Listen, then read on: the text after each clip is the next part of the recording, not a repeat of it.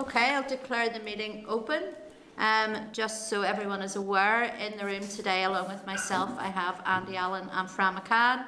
And at present on Starleaf, we have the Vice Chair Kelly Armstrong, we've got Sinead Innes, and we've got Mark Durkin. So I'll move then on to item number 1, which is apologies. At this stage, I don't have any apologies, albeit I know we have a couple missing, but hopefully they'll be able to join us at some stage. Moving on then to agenda item number 2, which is chairperson's business. Can I just remind members, I was just going to remind members about the social distancing in this room and the need for members to come in via Starleaf where possible. So can I thank those members today that are giving Starleaf a go, because it certainly will help us. And I just want to mention to you that whenever we start the clause by clause of the pension schemes bill and also the licensing bill as well, we will have departmental officials will want to come into the room to do that. So we will play that by ear whenever that happens, but I just would remind members whenever we do have officials in the room, it is a bit tight. I don't want to, I'd rather have volunteers than have to do conscripts. So I think if we can sort that out between ourselves, that would be the best thing. Any members want to make any comment on that? Are they happy enough to move on? Happy enough? Okay, thank you.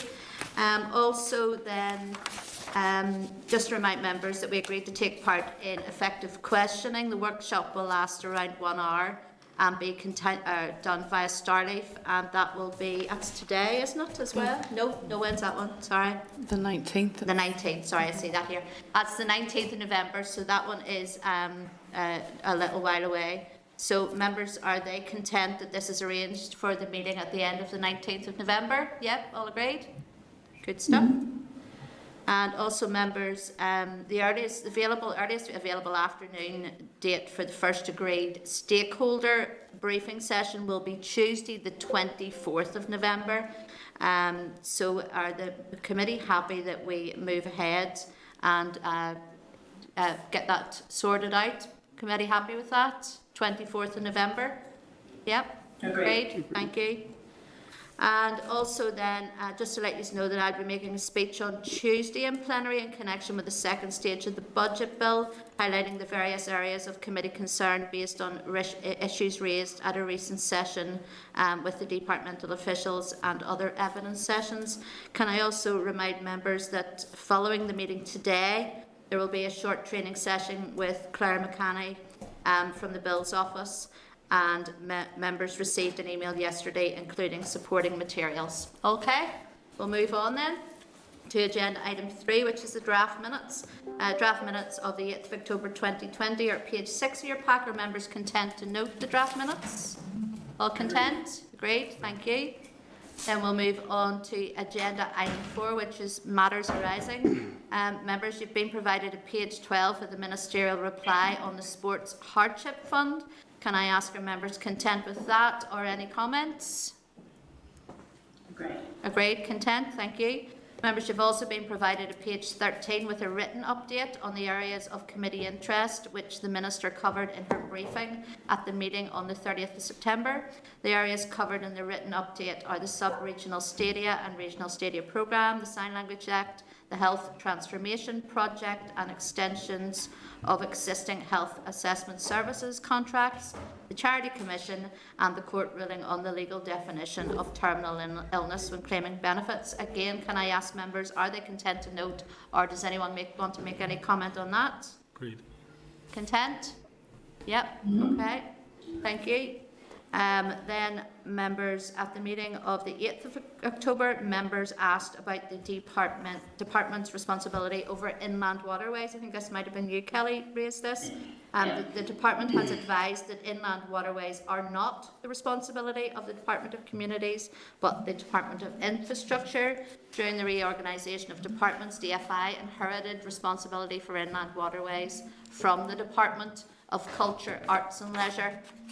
So I don't know if anybody wants to make any comment on that, or we'll just note that. I don't know why it was in the, for us, or was it last week, the week before, for our information? Yeah. But, so just content to note, yes? Great, good stuff. Okay, bear with me, just some more stuff. Oh no, that's it. That's it for that part of the agenda. Okay, members, we're going to move on then to agenda item number 5, which is the Northern Ireland Football League briefing on the impact of COVID-19 on local football. Members, the paper for this agenda item is at page 18 of your meeting pack. And can I welcome to the meeting Gerard Lawler, Interim NIFL Board Chairman, Andrew Johnston, Managing Director, and Stephen Mills, Development Manager. These are all very welcome to the meeting today. Thank you. You're very welcome. Can I ask then, is it yourself, Gerard, are you going to give us a briefing? I will start off the briefing, Chair, if that's okay. And Andrew, we know the number of different. Gerard, sorry to interrupt on you, Gerard. Your volume for us is very, very low. I don't know why that would be. I don't know whether it's our end or your end. So you might have to shout actually in order for us to hear you. That's okay. That's fine. I'm good at that sometimes. So hang on. Hopefully that's a little better for you, Chair, is it? Just let me check with other members. I can hear it. Other members, are you okay? And are you okay? Just about, Chair. Just about. As loud as you can, Gerard, if you can, that would help us out greatly. Okay, no Pretend you're on problem. the football pitch. Oh. Chair, firstly, and members, thank you for inviting us and my colleagues today.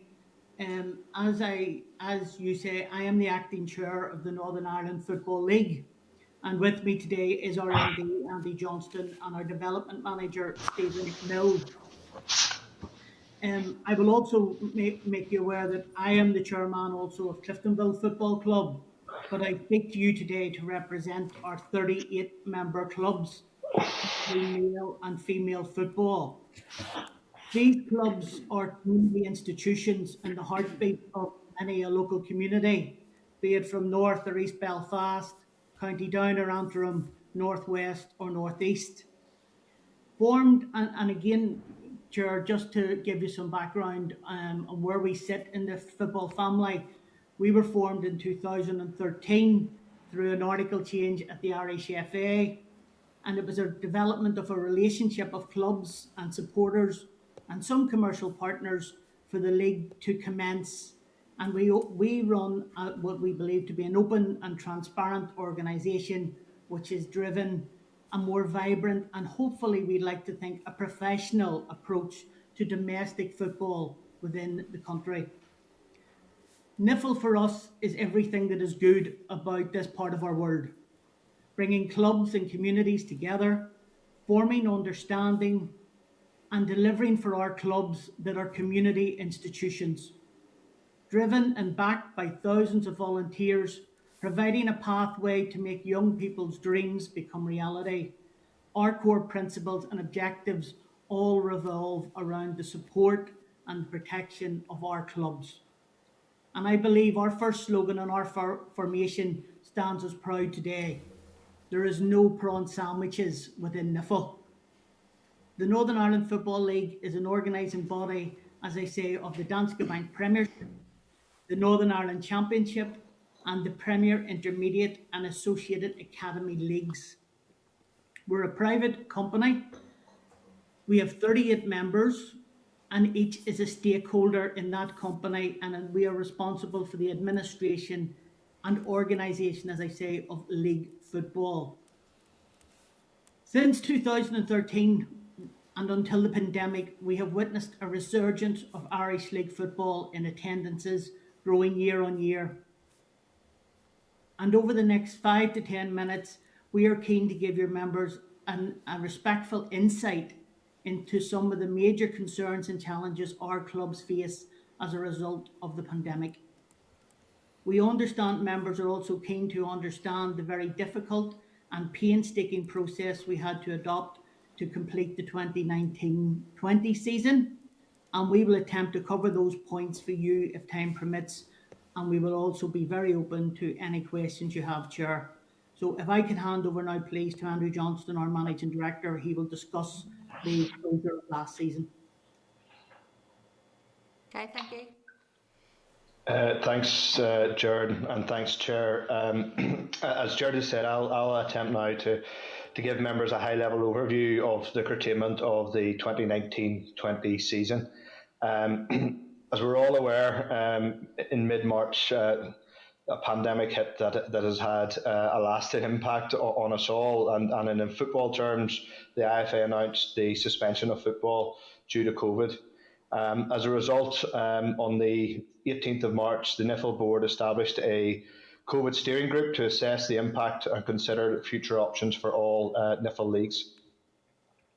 Throughout the next couple of months and in consultation with clubs, there was continued commitment to fully complete the 1920 seasons if conditions allowed under the principles of health, finance and sporting integrity. During this period, the steering group continued to fully appraise all season end options, and on the 9th of June, with conditions making full completion impossible, presented recommended season end options to clubs. With conditions not allowing an earlier start, UEFA club competition deadlines and the official end date of the football season approaching, the steering group recommended that the Premiership clubs return to play a further two games to get to a position where each team had played each other 3 times, which is where the traditional season would end before we split for the final 5 fixtures. The alternative was to curtail the season with immediate effect and use a mathematical model to determine league positions. At Championship and Premier Intermediate League level, it is viewed that an immediate curtailment was the only feasible option due to the standard being viewed as non-elite in consultation with the Department of Communities and the Irish Football Association. As a result of the steering group recommendations, Premiership clubs requested more time to develop alternative options, but ultimately an alternative option was not progressed. Following this, the Premiership clubs then agreed to the immediate curtailment, and on the 26th of June, the NIFL board confirmed the immediate curtailment of the season. The NIFL board also agreed to appoint an independent third party to recommend the fairest and most equitable model to determine final league placings in all leagues. In purely football administration terms, and I know you and your colleagues have so many dilemmas and difficult decisions and difficult conversations to have, but in a football administration level, COVID has presented unprecedented challenges to NIFL and to our member clubs. While 2 clubs appealed the NIFL board decision around the curtailment of the season, these decisions have subsequently been found as being made in a fair and reasonable manner through an independent appeals process. That's, as I say, is a very high-level overview, and I'll pass back over to Jared to discuss, I suppose, what is our current and future concerns. Thank you, Andy. Chair, as with many industries, the professional sports industry in Northern Ireland is facing huge financial challenges in a direct consequence of COVID.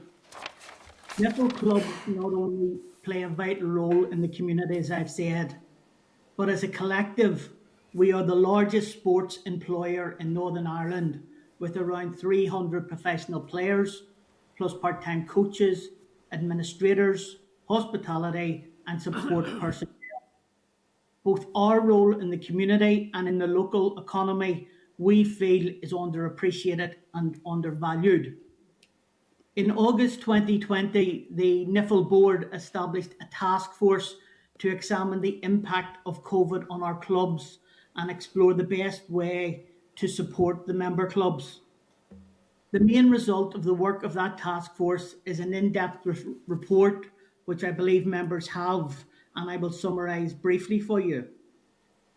As originally the second largest league in the world, the report is a reflection of a league at risk.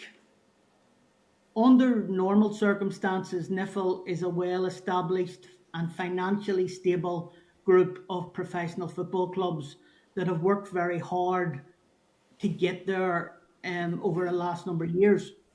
In fact, with a combined turnover in the 2019 Premiership alone of around 11 million, our clubs support the local economy. We acknowledge and are thankful to all the government support financially that we have received to date, and we have received the hospitality, tourism and retail sectors grant scheme. 11 of our clubs received that. We have been benefactors of the job retention scheme. And up to now, Chair, that has kept our clubs going and it has kept us afloat.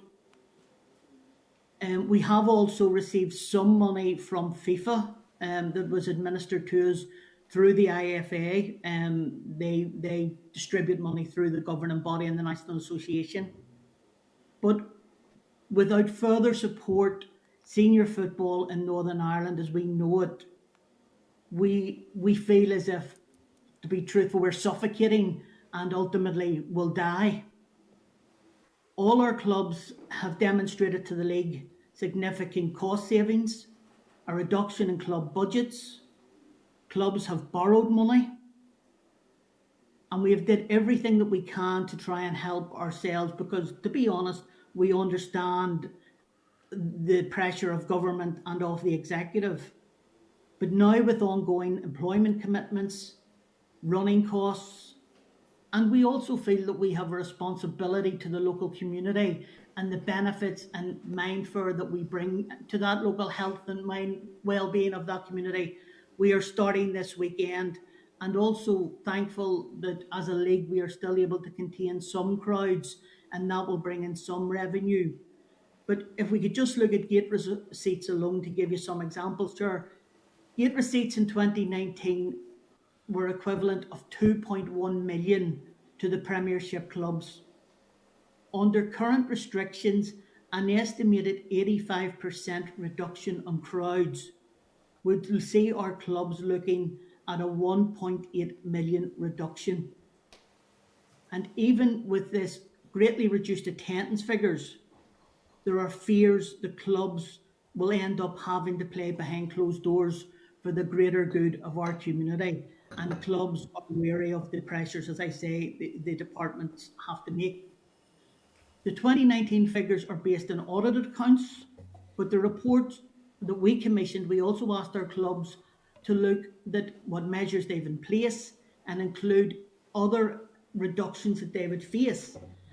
And they are also reporting significant reduction in sponsorship, advertising, hospitality revenues, and at their current capacity, it has established a loss for the clubs of 3.2 million.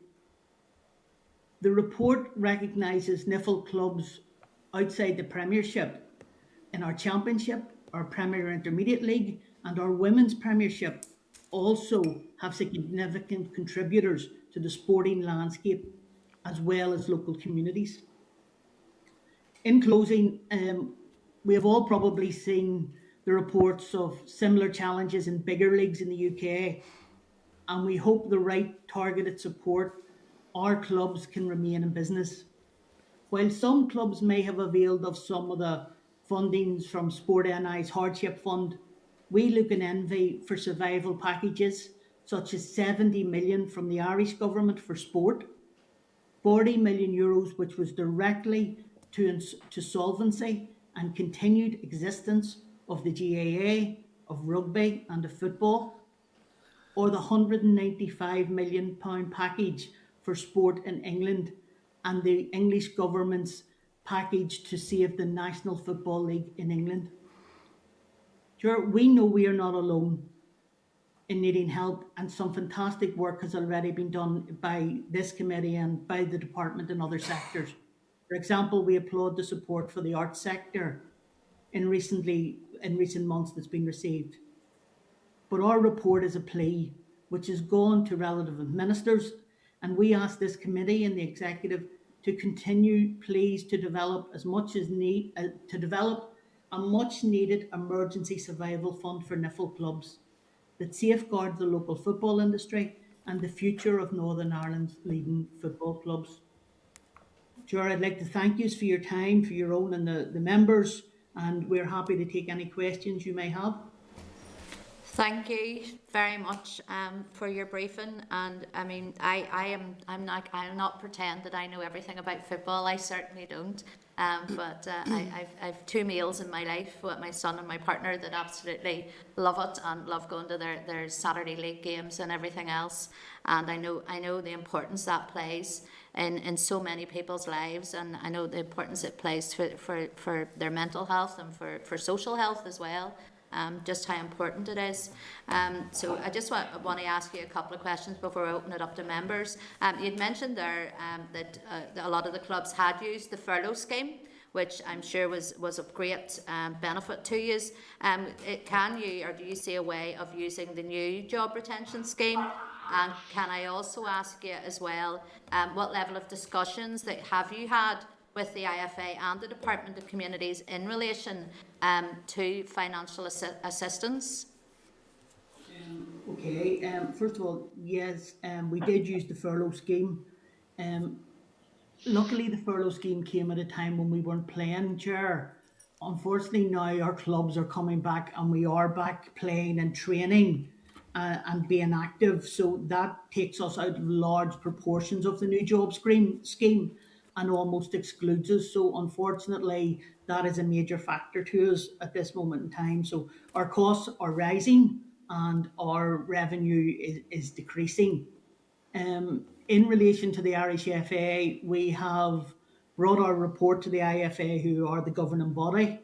They tell us they will make representations to relative bodies. Unfortunately, we as a league don't receive the millions that's received from UEFA and FIFA directly that they would receive. And we have had correspondence with the department. And I must say the department staff have been very helpful around operational needs and allowing us to get back playing this weekend.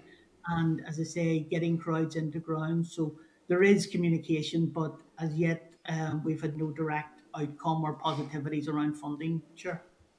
Thanks, Jared. And just on that issue around fans in grounds, do you think that there's more that could be done to allow that to be increased in any way to help with that that revenue? Sure, I think we must be responsible as clubs, and it's something that I'm very wary of. For us to push for crowds and increasing crowds into grounds could almost be on the borderline of irresponsible in the current pandemic. So I think it would be irresponsible of us to put pressure on the department or on the minister to try to put people into grounds in current climate. Our grounds, we are social distancing, we are 2 metres apart, and I don't really see how it could develop any further under current circumstances. And as I say, we are grateful for what we have at the moment, and ultimately we fear but understand the day may not be too far away where officials have to make some decisions to take those crowds out. Hopefully not, but possibility we're prepared for that. Okay, thank you. I'm going to open up to members. I have Fra, and I have Robin, and I have Sinead. So, Fra. Guys, thank you very much for the presentation. It's certainly interesting, and someone that would follow soccer week in, week out, mostly on television now. But I do commend your attitude in terms of crowds gathering again in different stadiums, and I think that's good. But Jared, and it's always difficult for clubs, especially local clubs, to survive. But extra difficulties in the present circumstances obviously makes it more difficult. And I was just going over the written presentation that you provided, and I see from the committee what would be our expectations of us. Obviously, we can lobby the department and whoever else, but what is your expectations beyond that for us? Ultimately, Fra, thank you. We would be requesting of the committee to lobby the minister or the executive that there's a sports hardship fund set up to allow clubs to continue to provide the benefits we provide and succeed in the current pandemic. Unfortunately, and I know there's a lot of demand on public funds, but we don't see any other way, unfortunately, unless there's some sort of external funds provided to our clubs.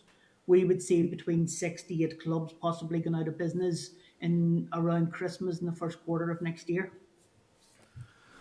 Thank you very, very much. And I know that where I live, there are quite a number of young clubs, like say Macalata, Willowbank, St James's Swifts, and things like that who obviously play a big part in local football, and obviously their aspirations is to move on from there and the other echelons of the thing. Is there any connections with them at grassroots to see how that's faring in the present circumstances, and when you're asking of the minister or the department, do they be taken into consideration, or do they have to shout their own corner? Ultimately, so those clubs would fall under really the auspice of the IFA as their different leagues. But as senior clubs in the country, we have a responsibility to all those clubs. A number of the clubs that you've mentioned, I was actually speaking to and in contact yesterday around, giving some support, and they were asking some questions. St James's Swift's the club that my own club has a link with and a very close connection. So I think we have a responsibility as senior clubs to help them, but their plea would come through their leagues and really be the responsibility of the IFA. Sure, and just one final question. And I know that you had said that if help is not forthcoming, it could have serious consequences for a number of clubs. How long could you survive without it? And I think that's an important element of it. And obviously the committee, I think it would be in full support of what you're asking us here. But what sort of time frame? Because sometimes if a club goes under, the most difficult thing in the world is to get them back in again. Brad, basically the report and the correspondence we've had with clubs indicates around Christmas and the first quarter of next year is really when clubs would really start to hit the brick wall and face financial problems. Thank you very much for that. Right, Brad, just to follow that up, sorry, the loss of social clubs and hospitality yesterday, will have a further impact, but that's what the report contains. Thank you. Okay, thanks for that. Robin? Thank you, Chair, and thank Mr. Lawler and his team for coming today. Chair, my daughter-in-law is an office holder with Niffle Women's League. Do I have to declare that as an interest? Well, maybe better too. I've declared it as an interest now. Should take it after you, Rob. No, she's more talented than I am. Can I just ask, I don't think I need to ask any questions. I think the report is an excellent report. I think it lays out the problems very, very clearly, and indeed lays out the value of the clubs to not just to sport, but to every aspect of life in Northern Ireland, including in many ways, Chair, the health aspects of the population, both physical and mental health. I did get the impression when we raised issues with the Minister that indeed the Minister was sympathetic. So really all I would say, I think the recommendation at the end of the report really is where I would sort of concentrate my remarks only to say, certainly I would want to be supportive of that recommendation, the development of an emergency survival fund for the Niffle clubs, just to withstand this impact of COVID-19 and indeed to safeguard local football for the future, Chair. I don't think I have any direct questions. Excellent report, easily read, and gets to all the issues. Yeah. Thank you, Robin. Thank you. I have now Sinead, then Mark, then Kelly. So Sinead. Thank you, Chair. Can you hear me okay? And indeed, go ahead. Thank you. First of all, thanks to Jared and Andrew and Stephen for the presentation today, and like Robin said, for the report as well. It's very, very comprehensive. I definitely appreciate your presence here today and coming before the committee. I want to say as well, I fully recognise the role that the Niffle clubs have played throughout the COVID pandemic. As Jared said, they're very often they're the heartbeat, they're the hub of the community. So I want to recognise that role and just say thanks for the effort over the last few months. Jared outlined the huge difficulties being faced by the clubs, and I suppose, being honest, I know the guys will appreciate this. For some, the difficulties and the pressures will be felt more acutely than others. For instance, there's Some clubs will receive greater financial backing just because they have investors. And some of those clubs as well, on top of having those investors, will also have access to European funding because of their success.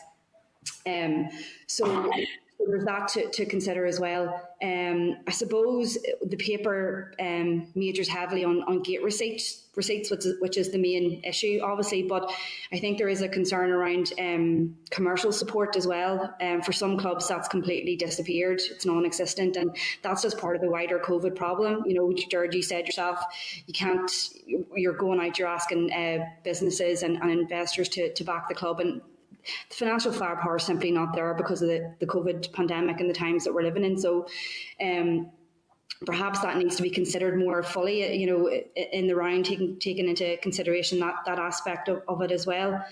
You know, I suppose, like, and the chair alluded to it as well, the IFA being the governing body, and I know Georgie said those talks are still ongoing and they haven't come to fruition yet, and you can't really go into much detail on it, but you know, the IFA being the governing body really has a big role to play here as well, I feel, because as George said at the start, you know, your mission statement is the protection of clubs, and I don't think the IFA should be you know, contemplate. I'm not saying they are, but I think because the paper alludes to the fact that some clubs are very close to going out of business, going bust, and I think at all costs that should not be allowed to happen. And I think in the first instance, the responsibility for that falls to the IFA, to the governing body. So whatever they have up their sleeve, whatever money they have access to, you know, that should be, you know, front and centre, and I hope that that's the line that the IFA are taking, and I'm sure you guys as the NIFL board will hold their feet to the fire on that, and we'd support you in doing that. That's not to say that we don't agree with the fact that yourselves, the club, the sport, needs a government intervention. I think a lot of sporting codes are in the same scenario, and it's only right that we look at how we support those, because we know the huge role that sport plays, you know, community benefits that the NIFL clubs pay as well. So I mean, we have to protect that, we have to promote that, and we have to make sure that's not lost. So if that means that we need to come up with some financial intervention, and I hope that's what ministers are considering. So I suppose I don't know if there's any questions in that really, but we were saying in the paper as well about clubs being in jeopardy. How many are we talking? Do we have a figure, or are we just, you know, is it a general sort of analysis that, you know, if we don't get a financial intervention that we will see some, but I'm just wondering, is there a figure on that? But if there's not, I understand that's...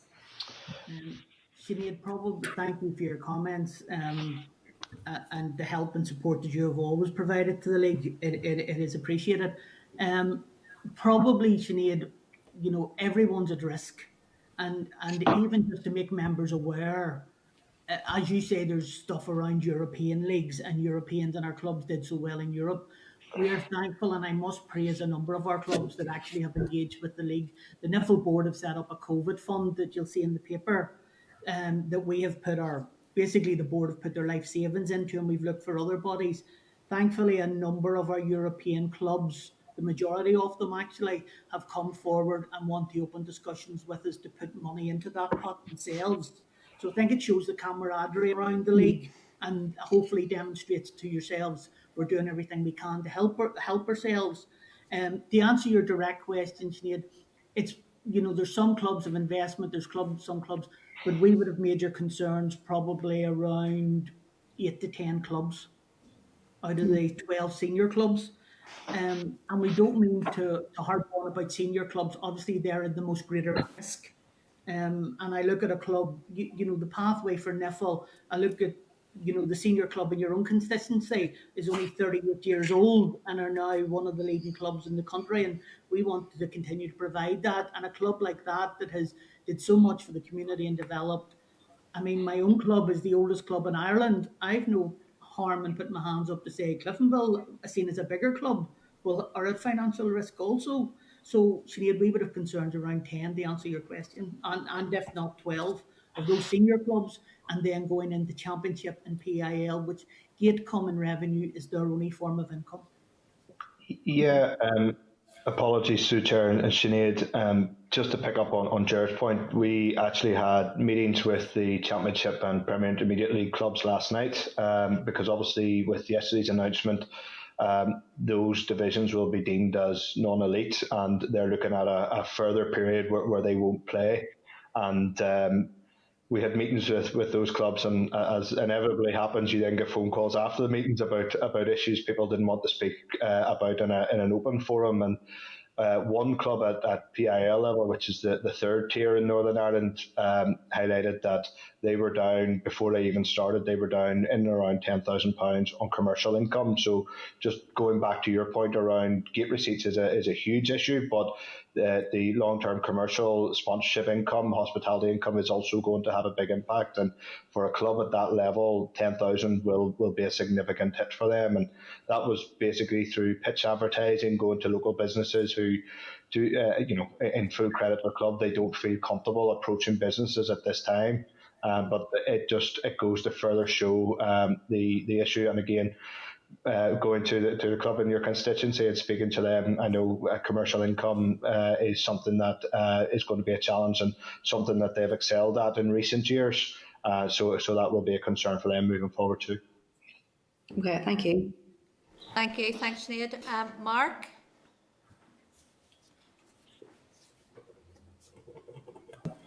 Thank you, Chair, and thank you, men, for that presentation, a very thorough presentation and a very frightening presentation. Sadly, some stark figures in there that gives us food for thought, and I think certainly emphasises a need for urgent action if we're to, well, save the league, but you're not going to, there's no point saving the league if you can't save the teams in it, and vice versa. I had been going to raise an issue, although you've touched on it already, and it was around the curtailment of last season. There was a bit of disquiet up in my constituency in terms of the impact on Institute when it was deemed through the formula that they should be relegated, even though they were only 3 points off safety with 7 games left, including 5 home fixtures. But that's gone to appeal and been unsuccessful, so we'll have to leave it at that. Obviously, the challenges facing clubs are huge. The challenges facing yourselves in IFA are huge, so it's imperative that we look at how we get assistance to those grassroots clubs. You mentioned there the support that had come from FIFA. I was just wondering maybe if we could get a wee bit more detail on that, and you know how much came in, and then how it was filtered out, sort of to the clubs and across the organisation. There's also, and I think it was Sinead made the point there about the differences between clubs. You know, some will have been able to avail of different financial supports, you know, but a lot of the clubs won't own their own grounds, so therefore wouldn't have been able to benefit or avail of any of the rates-based grants the government provided. So have you done any kind of analysis of that either? Jared, if you'd like me to come in. Yes, please, Stephen. Again, thank you, Mark, for those questions. Specifically on the COVID funding, each of the Premiership clubs received £21,000 worth of support through FIFA COVID recovery. Our Championship clubs just shy of £8,000, and our Premier Intermediate League clubs £2,000. So that was the money directly from FIFA channeled through the IFA into our clubs. And did all the money that came from FIFA go to the clubs, or was some retained within IFA for organisational or for the international setup? Possibly Jared could help me out with that in his IFA experience. Thanks, David. There's not like throwing somebody under a bus. It would be my understanding, Mark, that the National Association held back 20% of that funding from FIFA for some of their operational needs. Okay, doke. And Mark, if you want to go back to some of the additional funds, I'm aware of a very small number of clubs who would have received the Sport and I hardship grant, which would have been £2,000, but only a very small number. That was really first past the post, not means tested. In terms of the larger hospitality grant, there are 11 clubs out of our 38 club membership who received the £25,000 grant, and a couple who had received the 10,000 smaller grant in relation to that. As you mentioned, some of our clubs don't own their own grounds, so the access to the rates relief was quite varied. But in the Premiership, 12 clubs alone, around 6 or 7 would have are currently avail of that rates relief, which is a deferment as opposed to a genuine saving. And I suppose, as already mentioned in the presentation, really the life saviour has been the furlough scheme, and up to date, that's been a value of around £1.5 million. But the fear is that has saved us to date, but we move forward now with no furlough. That are genuinely out there now. If you look at the report, there's around £5 million worth of payroll salary going out from little clubs per year, and we take furlough and the ability to try and manage yourselves through this. It's quite stark and scary. It's something that I hadn't properly considered around football clubs, the whole furlough issue. But would that make, I suppose, it more difficult for some of the smaller clubs to retain players who even are on contracts? I know they're always vulnerable to the bigger boys coming in and buying or taking their best players, but would that increase their vulnerability? To a certain degree, they're protected in that the transfer window is currently closed, but they're protected in that regard, but they also have the liabilities of the cost having to be met. And it's something that we have probably been guilty of overlooking ourselves around the importance and the status of the Irish League in terms of professional sport in Northern Ireland.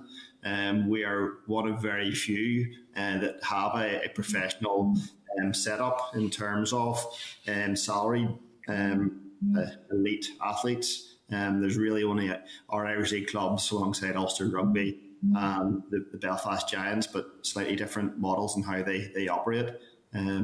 So I think it's something that has been underappreciated and under-recognised even by ourselves who live and breathe the sport. We've just got on with it and not recognising the value of it. And see, as regards the threat looming over the league, you spoke there of the huge, I suppose, downturn in terms of gate receipts, but also in terms of sponsorship. It's just, I'm going to drag you into a debate we were having a couple of weeks ago, and we will have another day. We're currently looking at gambling legislation to come before the Assembly, and there'd been some discussion around, perhaps the prohibition of gambling firms being allowed to sponsor sporting teams or sporting events. Should such, now don't panic, it's not in there yet, but should such a decision be taken or something like that put in legislation here? Now I'd raised the point, I thought it could have pretty dire consequences for the likes of yourselves. Would you have a view on that? Andy, do you want to? Yeah, I'll take that. I mean, ultimately, Mark, thanks. Our League Cup, which we have just under a calendar pressure this year, we have agreed to defer any decision on it. But our sponsor of the League Cup is a bookmaker. But I also look around the league, Mark, and I think a third of the league at Premiership level, their main sponsor, shirt sponsor, is a gambling firm. So at a time when there is a difficulty around commercial income, that would ultimately, that would be a further blow, albeit recognising maybe the consideration that you have to take into account as well. But just putting it in simple terms, that would be, I think, a third of the current Premiership impacted. Okay, thank you. And just finally, if you'll indulge me, obviously, the Irish League is in difficulty. The NIFL has major problems. They aren't exclusive to your organisations. The League of Ireland has quite a lot of headaches too. And I know we're in the midst of a pandemic, and there's an awful lot of going on and a lot of plates spinning. But do you think, or what would the view of the organisation be about this perhaps precipitating the move towards an All-Ireland League? I know now the Premiership clubs, maybe with the exception of yours, Chair, had signed a letter a few months back to the FAI asking them to explore the option of an All-Ireland League. But is there a sort of corporate view on that, or how you think that might progress, and how to the benefit of clubs here and the game across the island? Mark, I suppose, look, we will always do what's best for the game and for our clubs. And just as an example, and this isn't about, just I didn't support, we're not against the idea of it. It was the actual, I didn't agree with the way the proposal was going as such. Yeah. I didn't think it was in the best interest of my club. So look, we will always explore every opportunity that is in the best interest of football, and of the community and of the clubs. And if something prevails someday that's in the best interest and it's what our member clubs want, then we will ultimately support it. Okay, no, thank you, man. Thanks, and we'll do everything we can to help. Thank you. Thank you, Mark. Can I bring in Kelly, please? Hello, Chair. Thank you very much, gentlemen. I don't envy you at the moment. It's a very difficult time for all of you. So thank you very much for all that you're doing.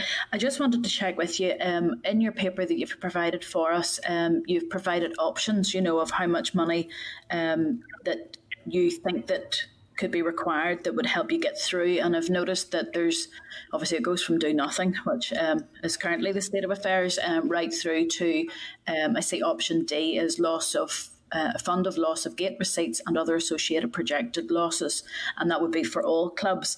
The amount there is just over £3.5 million. I'm just wondering, it's been mentioned by others before, if the Minister is successful in making a bid, and we know that the Minister has tried to make a bid for all sports, and in the last round that wasn't necessarily successful. If she's going for this bid, and it's not the all singing, all dancing, not option B or option D, sorry, if it was more like option C, what would that actually mean? That's for the non-ECC clubs. Does that 8 to 10 that you've identified as being in trouble, does that cover all of them or some of them? Kelly, thanks for the question. We would say it would go a long way to protecting the majority of them, if not all. Thank you. The other thing I wanted to check, going back to the questions about the commercial sponsorship, absolutely.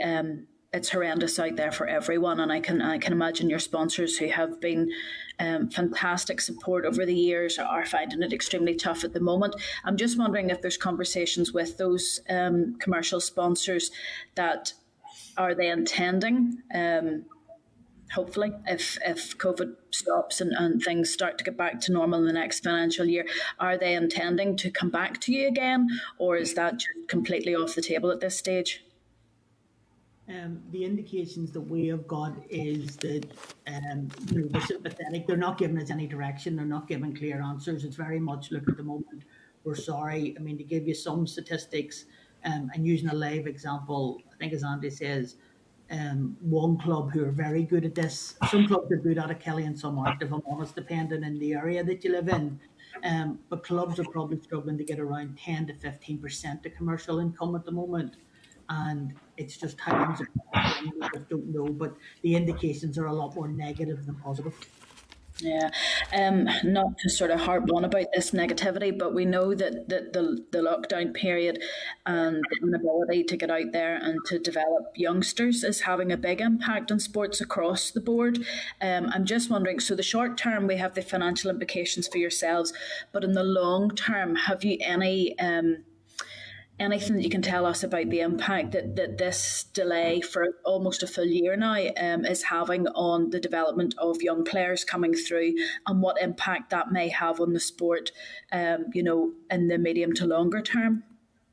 Stephen, can Yeah. you're probably better, or Andy? No, guys. Yeah, thanks, Kelly. It is a major concern. One of my areas of responsibility is around youth development within NIFL clubs, and unfortunately, morning we will have to announce that we will be standing down our academy league structure, much to the disappointment and dismay to a lot of clubs and their committed coaches, and obviously the players. It is a worry as a father of two young sons who are under the age of academy level football, but avid players. They trained last night at a club where certainly there has been no evidence of one of the largest youth clubs in Northern Ireland, and there has been zero contact transmission. But the reality, both from a mental and a physical health point of view, is quite worrying, as members will be totally aware of. The loss of opportunity for these young people, both from a social point of view, but from our own elite platform and pathway, it is removing an opportunity for them potentially to make a career in the sport. And which is quite worrying for all of us. And has there been anything from IFA or FIFA about that? Because that's bound to be happening across the whole sport. This is a global pandemic. I'm just wondering if they are aware of the issues. They're bound to be. And have they any plans at all to help local development, youth development? I think it's very difficult to speak on behalf of the IFA in that regards. I know that they're working and looking at all options, but with all this, we remain respectful to the reality and the health pandemic and the state that we're in. So every decision that we are making and every plea we're trying to make is always kind of caveat: health must come first, but health can also be supported and encouraged through responsible, sensible return to sport. Kelly, apologies. I mean, again, it's maybe useful to provide a wee bit of an update from again discussions with clubs at Championship and PIL level, or second and third tier last night, who, whilst they're not young people as in teenagers, they're young men, they're young adults, and this will be the same within the Women's Premiership as well. But the fear from some of the clubs last night was a further delay, which is necessary for the next 4 weeks, will actually impact them as clubs, in that young men will have decided that maybe they don't fancy starting a league season in the middle of the winter, or they've picked up another pastime, or they're starting, because of the difficulties around work, they're starting to work on Saturdays, etc., etc. And we actually had a very interesting and useful meeting with Sport NI a couple of weeks ago, who gave us some information on data they had obtained and collated around the impact of COVID on sports participation, but also sports volunteers. And whilst we're talking about our clubs as small businesses, we rely heavily on volunteers and the volunteer ethos. And if those people have been pulled away from that normal routine and that normal commitment, that is also a big concern for football and sport in general, in terms of getting back on our feet. Thank you very much. Just finally, I know that we were all disappointed whenever we saw the money coming forward. Thankfully the arts got the allocation, but sports didn't.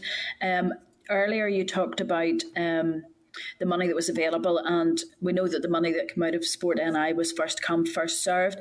If there was money available, if the Minister was able to secure extra money for yourselves and other sports, do you want that first come, first served to continue, or would you rather that there was a means testing so that those clubs that are in under the most pressure would get first dibs, as this? What do you think about that? Jared, if you're happy for me just to come in again. Kelly, just in terms of the report that we have offered you, we've attempted to be very honest and accurate, and that's why we used the gate receipts based on audited accounts alongside projected costs, which maybe can't be just quantified to date. But very much we would be supportive of a means-tested method, and that's why in the report we based it nearly like a business case where there are options there that identified the whole need, but we're also mindful there may be clubs who could withstand the impact for a little bit longer. It's not to say that they won't have needs moving forward, but on the whole, I'm confident to say that NIFL would support a means-tested one too, because we want to get out to the end of this with 38 clubs. No, thank you very much, folks. I think, to be honest, I'm completely supportive. I am disappointed so far that we haven't had more money for you, but I think we have a minister who gets it. I think we have a minister who understands and is making bids, and we will support her, of course, in that. Thank you very much.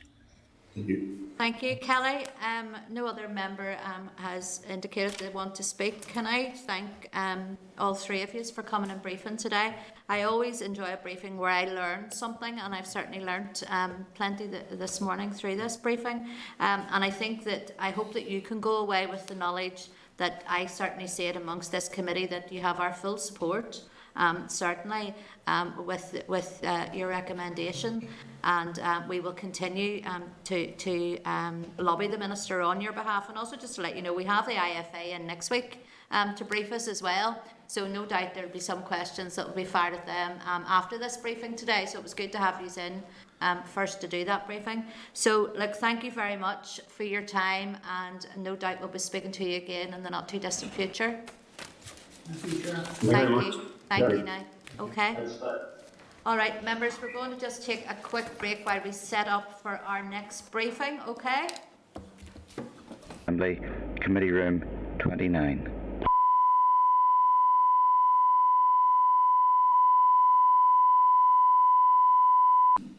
Okay, members, welcome back in again. And just before I move on to item 6, I realised that the committee didn't make some recommendations there at the end of item 5. So there's 3 members, Fra, Robin, and Andy, that want to make those recommendations. Fra, do you want to go first with what you had said? No, sure. I think it's important that quite often the level of organisations that play any sport, when it gets to that level, that the finance available doesn't trickle down that far, and even further down the roots football.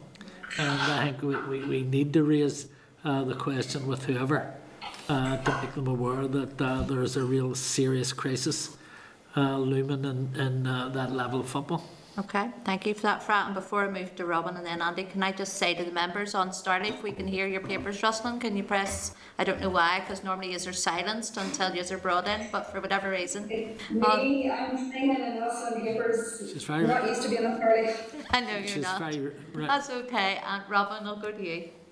I think, Chair, as I said during the meeting, I think we all would want to be supportive of their application. I think the Minister indicated she was supportive of sport in general. I think as we would lobby the Minister on this issue, I think we should also lobby the Finance Minister, and maybe you, Chair, on behalf of the committee could write to both the Minister and indeed the Finance Minister. and the IFA. And the IFA. I've thrown at that also. Okay, thank you. And then Andy, you wanted to make a point as well. Yeah, Chair, just obviously apologies, I had to nip out towards the end of the briefing, but what struck me was the cross-cutting nature of what was presented to ourselves, the hospitality aspect. So perhaps I would suggest to go one further in what Robin's saying and give the entire executive side of our letter encouraging support for the wider football sector, because there is that cross-cutting nature to it all. Presentation. The presentation and any letter that we do. Okay, thank you. Members, although members all agreed then with those actions, yes? Okay, that's good. And then also, before I move on to item number 6, I received an apology there through from Johnny. Something urgent has come up in through his constituency office, so he hopes to join us at some stage, but if we can just get him logged in as an apology. All right then, we're going to now move on to agenda item number 6, which is Retail NI briefing on the future of our town centres post-COVID-19. You'll find that briefing at page 29, and we have with us today in person, which is great, Glyn Roberts, who's the Chief Executive of Retail NI. Glyn, can I hand over to you? Well, thank you very much, Chair. It's actually great to be here in person, and just by way, I suppose, for your own information, considering that you're looking at the liquor licensing bill, we have submitted some ideas and suggestions about possible amendments to that legislation.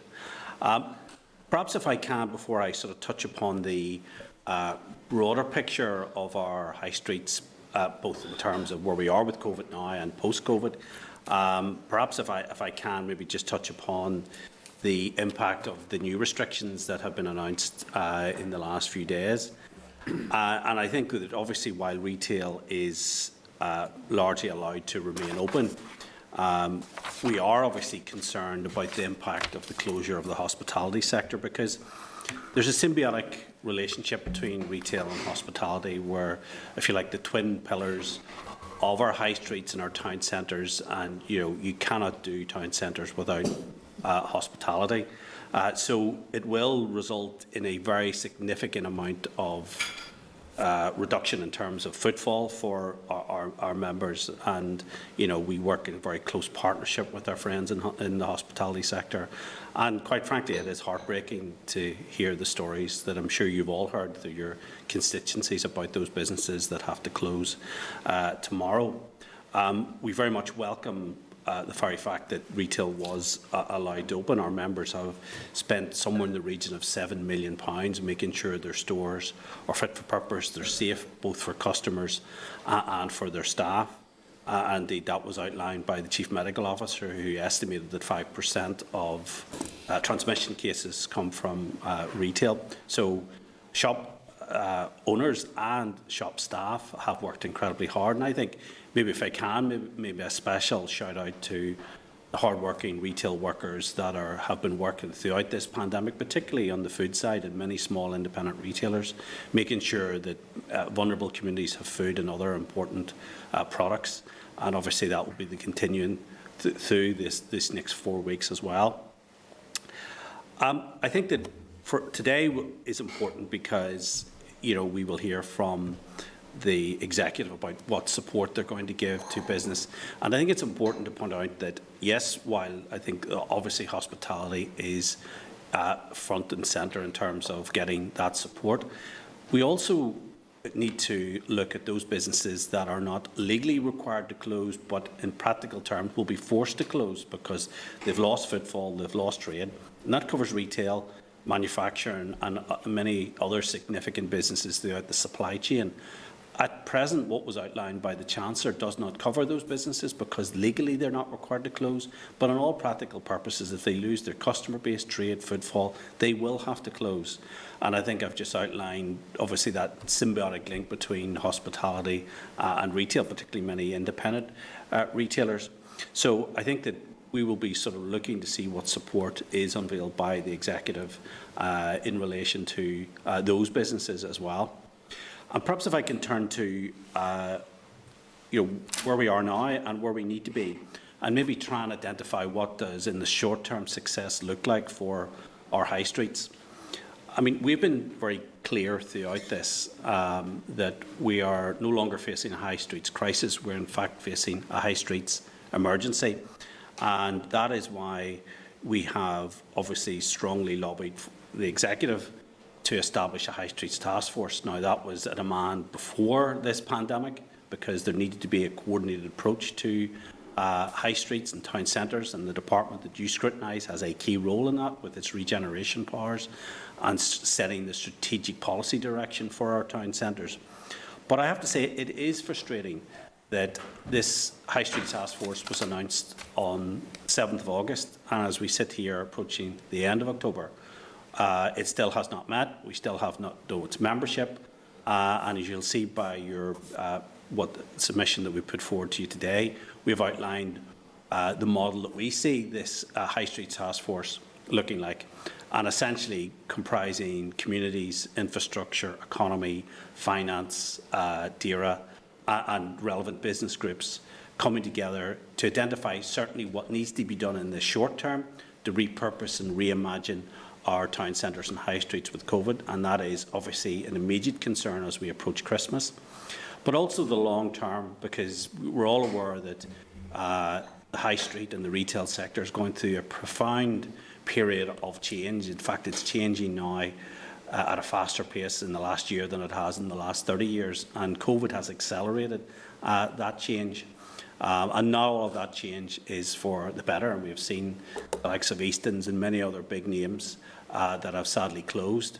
And we haven't even got to the point where the furlough finishes or the impact of this 4-week restriction period as well, the impact that will have on jobs. And I would certainly say that the very conservative figure of 100,000 people unemployed by Christmas is what a very conservative figure. We would certainly see that, and our own estimations being way beyond that figure of 100,000. In fact, it could even be double. And those are businesses that are literally hanging by a thread. And there's no doubt that this 4-week period will push those businesses over the line. And that's not just hospitality, that's retail. And all of those businesses across the supply chain, because I think we've focused in recent days about the numbers of restaurants and bars that are closing, but we shouldn't also forget the impact that it has on their supply chain. And many in that supply chain are local businesses, small manufacturers and producers who are equally pushed to the edge as well. But I think that very much for our part, we see the executive, and it's good the executive is now beginning to focus on its programme for government again. But central part of what we are putting forward is this concept of localism. And I think that what we define localism is not just about supporting independent retailers, important that is. It's actually about changing the leadership model in local communities and making sure that they have the power to affect change in their towns, in their cities and on their high streets. So it is about changing that leadership model and ensuring that those communities are empowered. And I think one early action point for the Communities Department and the executive as a whole is to devolve regeneration powers to the councils. And I've seen this in first hand after the Primark fire, the reconstruction efforts, how Belfast City Council probably could have moved a lot faster had they had the regeneration powers. Now, that's not in any way taking away the good work that the officials in the Department of Communities do in terms of regeneration. They do a good job, but it would be so much easier if our 11 councils, and they, I think, in many respects need to have skin in the game in terms of the recovery process with COVID. If they were able to have those powers, I think we could see faster decisions, we could see change and more responsive to the needs of our high streets. And I think that would be certainly one early action point that the executive could do. And I think many of the councils are working incredibly hard to respond to this crisis. So I think that is certainly an early action point. I think other trends that we're seeing are, and this has a direct impact on Belfast City Centre, and this was something that I think you all recall our Independence Day and our awards that we did supporting independent retailers over the summer.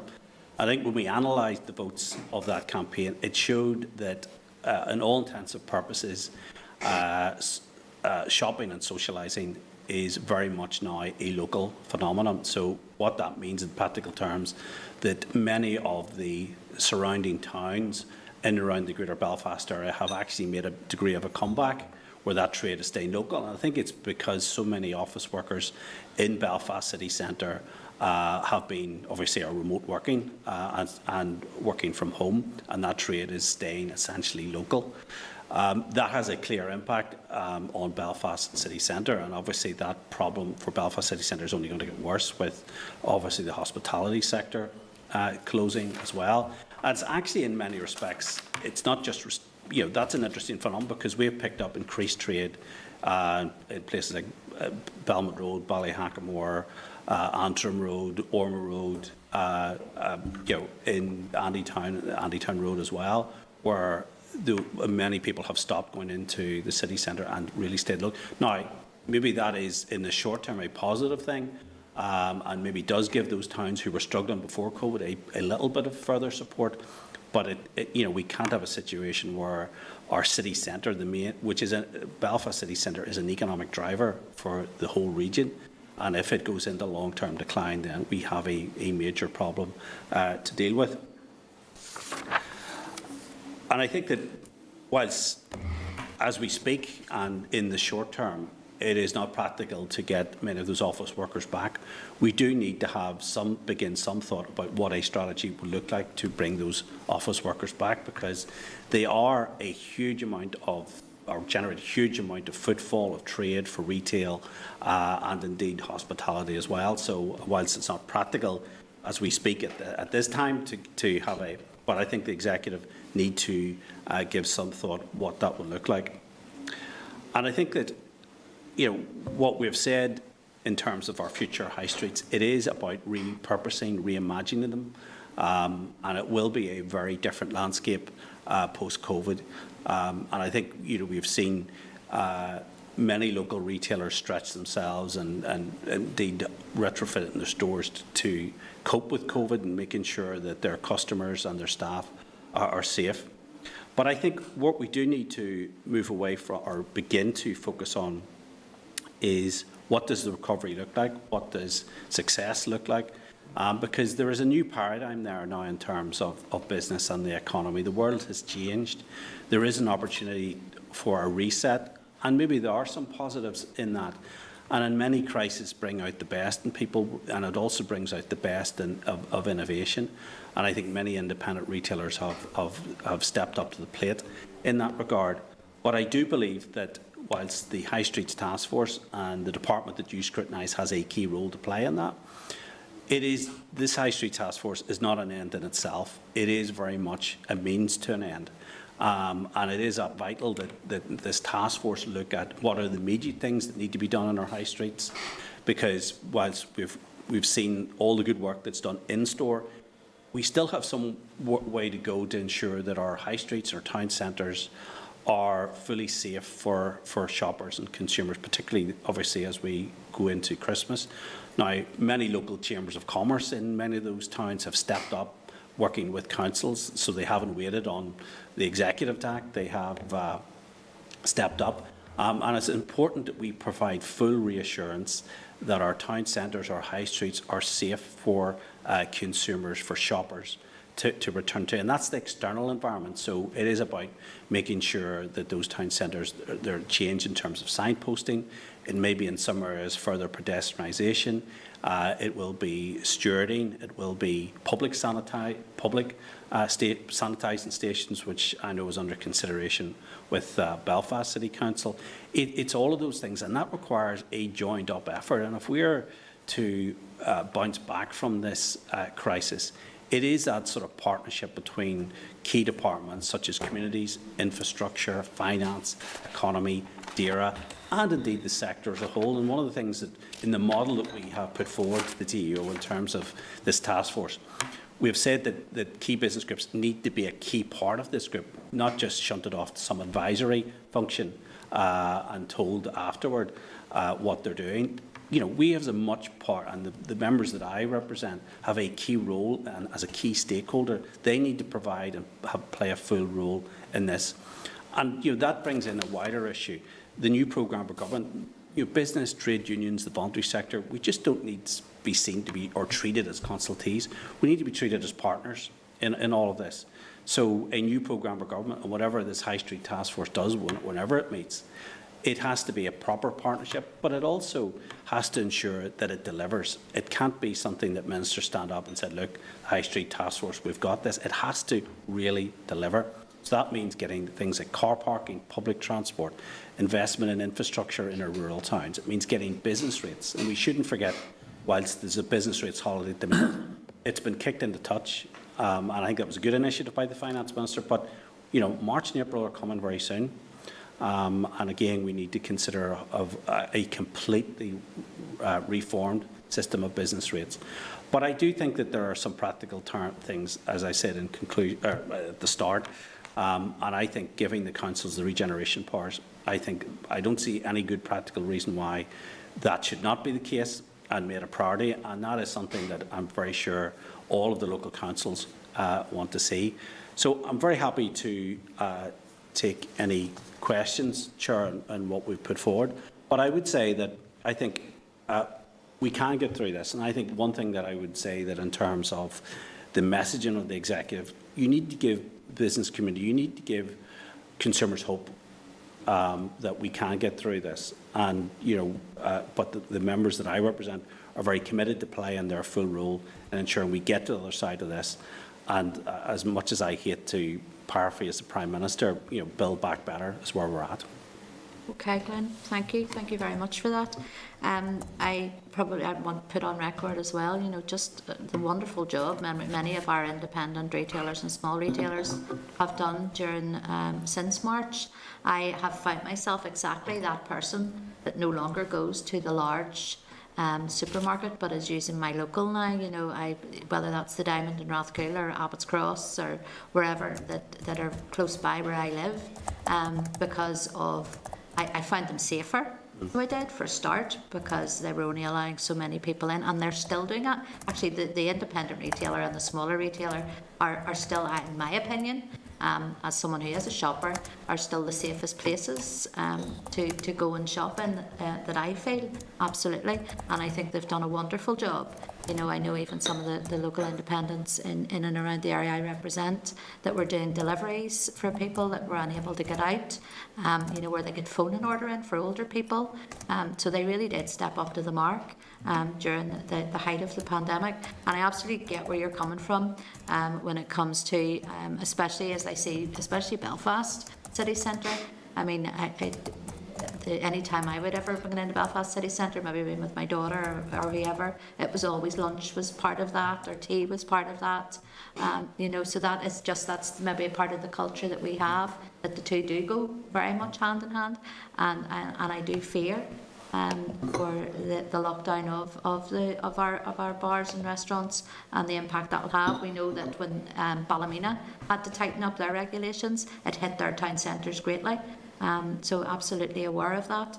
And I suppose I worry on the run up to Christmas as well. A lot of people traditionally maybe go to Belfast twice a year from in and around Northern Ireland, but they certainly go whenever it's coming up to Christmas. Is seen as a day out nearly, where time is spent in Belfast, lunch or tea is included in that, everything, and it's a full day out, and it's a social occasion nearly.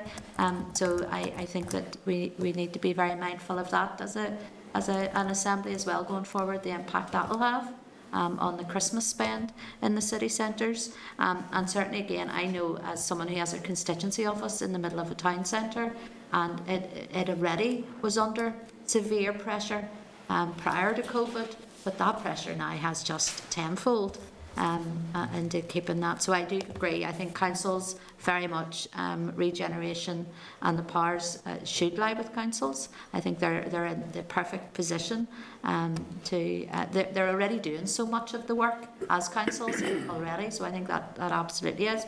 But I have a concern around this task force. I mean, you said it was set up on the 7th of August. Do we even know which department are going to take responsibility for it, Glyn, as yet? Well, it was announced on the 7th of August. It's been led by the TEO. And I think it's right that it is led by the TEO, because obviously, by its very nature, it's right across at least 5 or 6 different departments. So in the paper that we've submitted to your committee, we've suggested a possible model. Now, I think the executive, they've met the chair of the English High Streets Task Force, and indeed I met with them, and I think the English High Street Task Force is doing some good work. I think because it's taking a very solution-based approach to this, and there's good models and good work that has been done by, I think, councils right across the UK in relation to adapting their town centres to the new normal. So I do think that it is important TEO take the lead in this.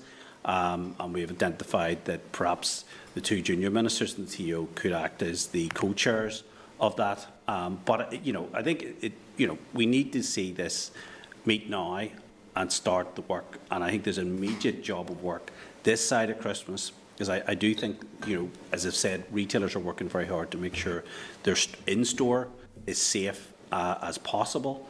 But I think there is a bit more work and coordinated approach that's needed in terms of the external settings within our high streets and our town centres. And that requires, obviously, a number of departments working together.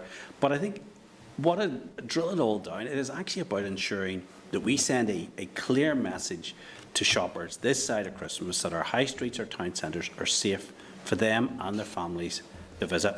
And I was heartened by the very, very low transmission rates in terms of retail, and that's a testament to the hard work our members are doing. And I think maybe there's been almost a fixation there about face covers, and don't get me wrong, that is crucially important that shoppers do that. But we're slightly worried that it's almost become a silver bullet. And we're seeing increasing reports where shoppers are wearing face covers, but then they're not social distancing or hand sanitising. So it's important. And we put a direct reminder out to consumers on social media as a reminder to that. But it's also a testament to the hard work that our retailers have been doing to encourage and educate consumers of the important message. And that's why I said, in my personal opinion, I feel safer in an independent retailer and a smaller retailer than I do in any of our large, because I absolutely agree with you. You're running the gauntlet many times going into supermarkets or wherever else, because people seem to think that this piece of cotton or piece of paper across their face will allow them to go within breathing distance almost of other people. And I think that job of work that retailers have had to do has been extremely difficult for them around the whole issue of face coverings, and even for themselves as staff wearing face coverings as well.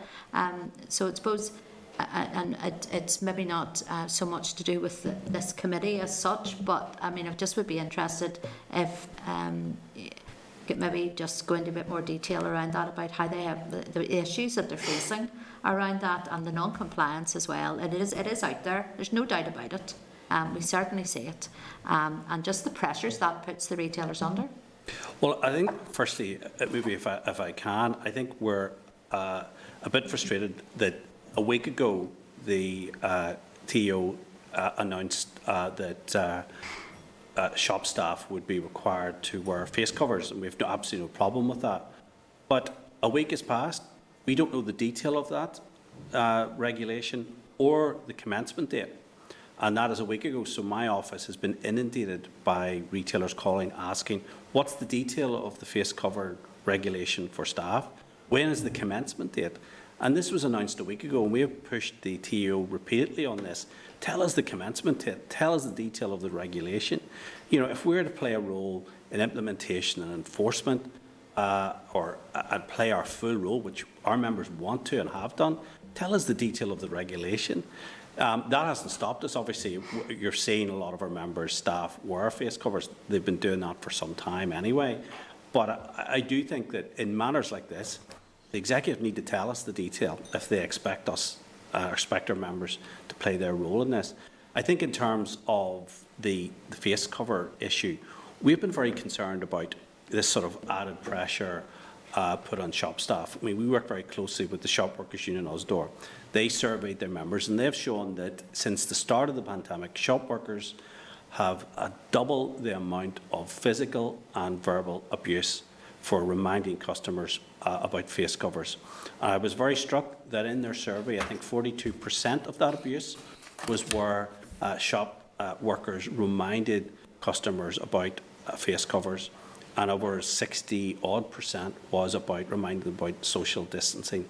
So I'm very conscious that shop workers who have played an invaluable role, and let's not forget, in March and April and May, at the height of the pandemic, they were there making sure that people, particularly in vulnerable communities, had food and other important products, and those shop staff were putting their own health at risk, and indeed their families, to make sure that people got food and other important products. So we owe a huge debt of gratitude to those retail workers who have played an invaluable role. There are so many heroes in this pandemic, and I think that obviously on that list of heroes has to be shop workers. So they are playing a role. So that's why we're saying, look, because of that, you should not have a situation where an 18 or 19-year-old shop worker has to confront 2 or 3 guys at 8 o'clock, 9 o'clock at night in a retailer in a housing estate and remind them about face covers.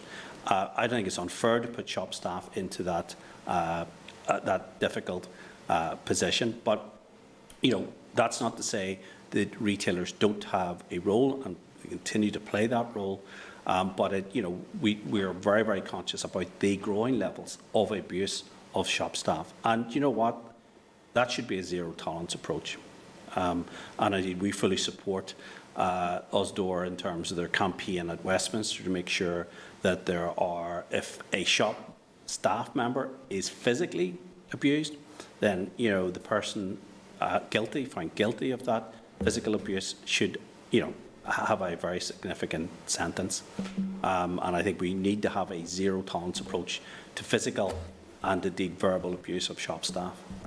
I agree 100%, and people wonder why we're in the position we're in right now, and it has been that lack of personal responsibility, and I absolutely get it. I'm going to open the meeting up, and I've got Fra, Sinead, and then Kelly. So, Fra. Glyn, thanks for the presentation. Obviously, you're very, very welcome this morning, and I think, like Paula and yourself, we have to commend the people who run retail, especially local shop owners and workers, and the work that they have done throughout the whole pandemic, and we continue to do that.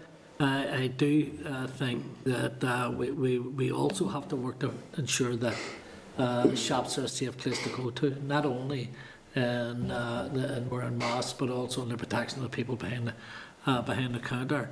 But we should also make sure that we don't send a message out that masks are not the be all or end all. They're part of a number of factors that if we're all followed, they have an important. They're an important element of what we're trying to do to deal with that. I agree with you totally. I live close to Belfast city centre, and would always call myself as an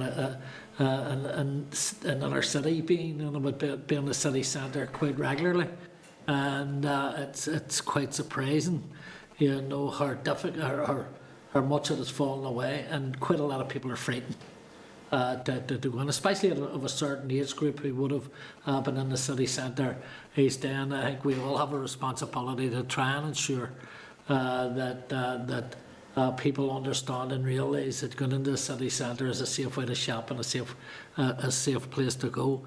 I think that probably one of the big impacts, and I would like obviously the advisors in this has been the big increase in online shopping and the impact that has had on many local shops. Especially you see people on their mobiles, on their computers, and the first you ask what they're doing in their online shopping. And the thing where in the past they'd have been in some of the smaller and bigger shops that keeps not only economy alive, but makes it vibrant. It's actually interesting.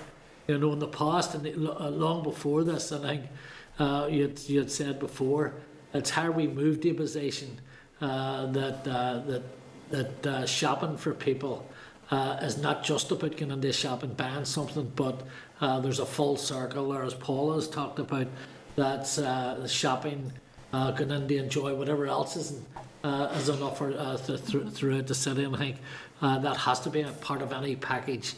That when we come out the other end of this, you see in the likes of Belfast, the some of the events that have taken place in the likes of cultural days or nights, where tens of thousands of people came in, and there was obviously great benefits to the local shops and all the rest of the entertainment places with within the city, and any strategy needs to build itself around that also. And I know that some of the people that I would talk to who have premises within thing do fear that they could go out of business. But again, it all boils down to, when we're looking at it, it's how we protect life in terms of this here, and how we do that, well, along with ensuring that the what's on offer in the city centre also is pushed to the limits.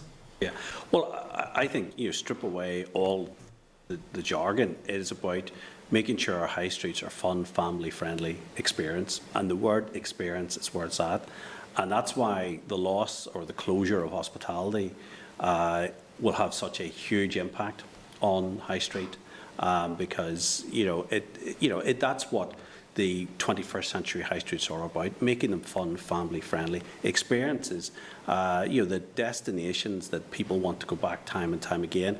And, if we don't have Biddles or we don't have all those amazing bars, I know that you're rumoured to be in now and again, we limit the offer that is there in our town and city centres. Your point about online is well made, and obviously Invest and I have been, they've produced their own sort of digital grant for, now it's a low take-up because I think some of the qualifying criteria was very restrictive. For instance, independent retailers had to have 10 employees and above. That's not a typical independent retailer.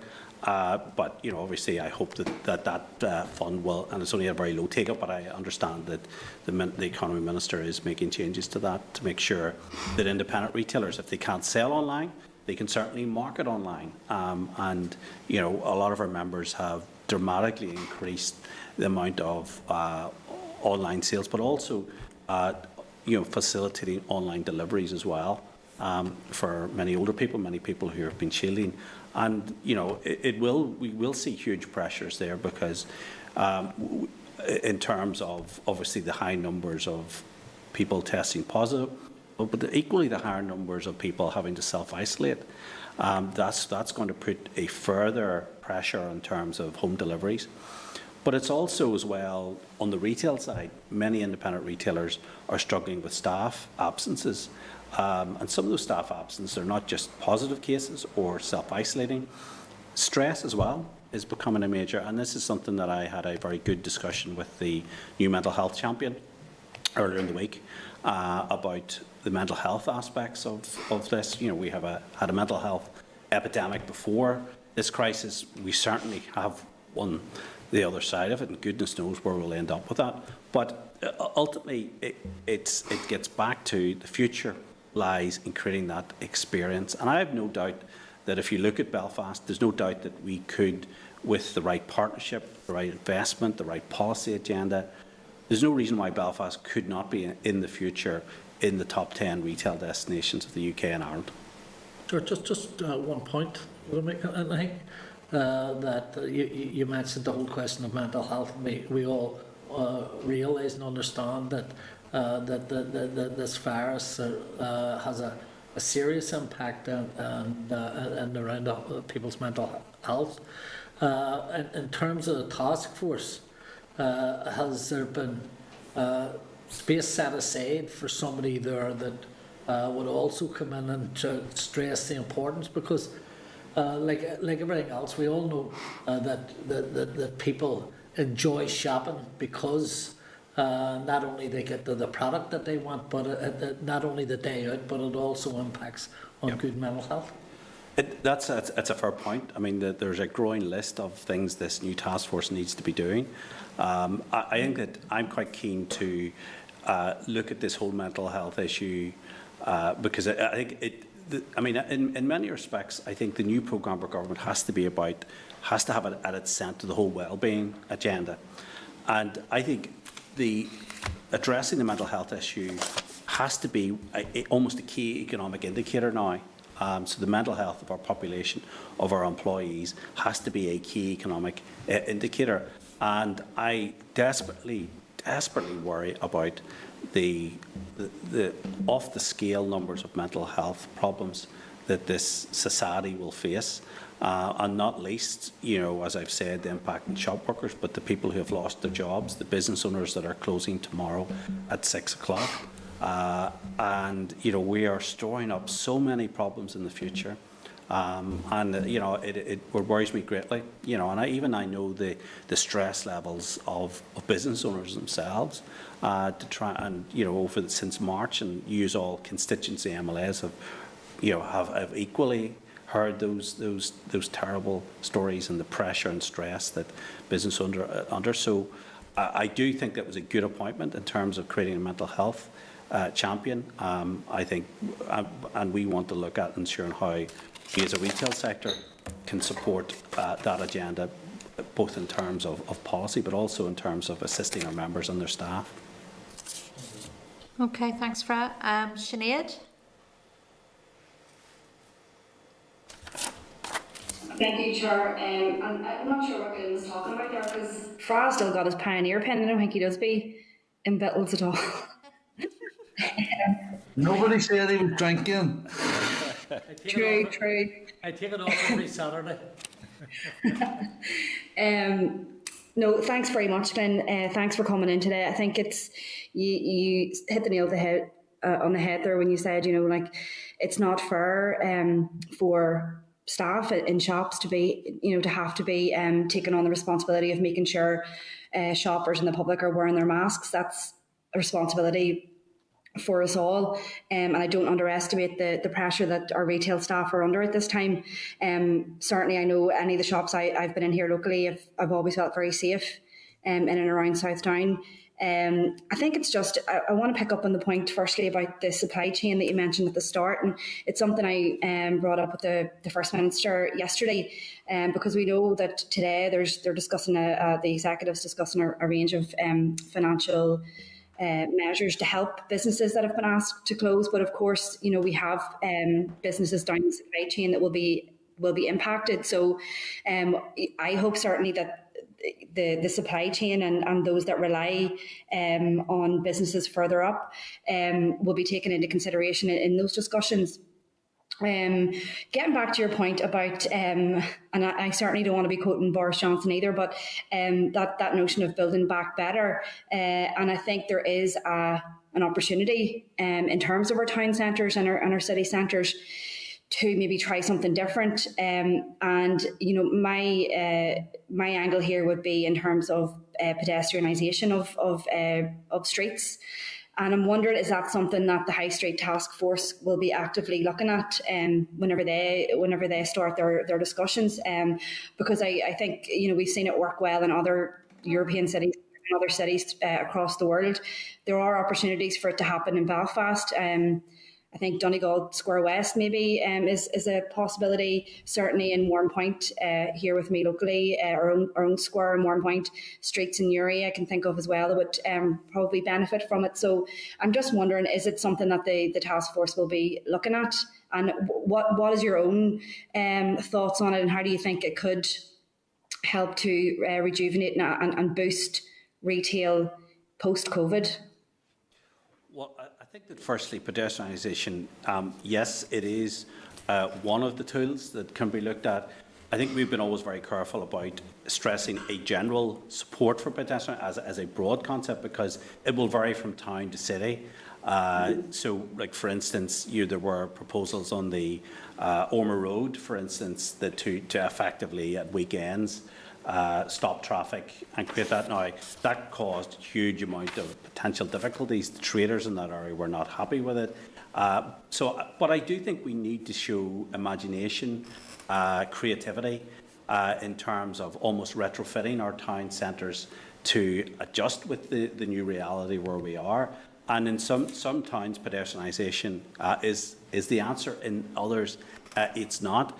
I think I'm very cautious that some of the proposals that were put forward in Belfast City Centre would effectively cut off the bus routes for many people in West Belfast, North and West Belfast. So I think we've got to be careful if we're pursuing that there. It has to be all of the key stakeholders on board. So I've no doubt that it will be looked at, and it will be a solution to some towns and cities, but not for all. Okay, thank you. Thank you, Sinead. Kelly? Thank you very much, Chair, and thank you very much, Glyn. It's good to see you there, even though I'm remote today. But I'm very interested in the task force. We can get in contact with the Executive Office to see what's happening there and how the progress is being made on that. I'm quite keen that co-production and co-design happens, that the public would be involved. Do you see a role for the public in that task force, that there would be local consideration of what the public would like in those towns and cities across Northern Ireland? I think, yes, absolutely. And I think that in many respects, if you look at one of the few positives that come out of the Primark fire, it was that it got people talking, not just in Belfast, but in many towns, about what type of town centre, city centre they want to see. And I think that was certainly a positive. But I think as well, it's about, when we talk about this idea of localism, it's actually about changing the leadership model in many local towns. I know the great role that many chambers of commerce, and you and I know the good role that, for instance, Ard's chamber has played. And of course, I know you're probably to remind the committee that Ard's won the best high street in terms of our awards, so I got in before you, Kelly. But if you look at that there, what happened there is that Chamber of Commerce and Ard's, they were first out of the traps in many respects in making sure their town centre was safe, welcoming for shoppers and staff. And I think they set up a very good model of how that partnership could work. So yes, I absolutely do think that it is about empowering those communities to make the changes in their own local areas. And I think one practical way that can be done is to give the councils power over regeneration. And I think that, you know, if we've given the councils power over planning of some aspects of car parking, and economic development, but we haven't given them the power over regeneration. And I think that ties one hand behind their back in relation to affecting real change in their town and city centres. And of course, one other positive that we shouldn't lose sight of is obviously the city deals, city and growth deals. We've always been a big champion of them because we see them as the catalyst for regeneration, and there's a whole list certainly with the Belfast Region City deal to affect change in many local towns.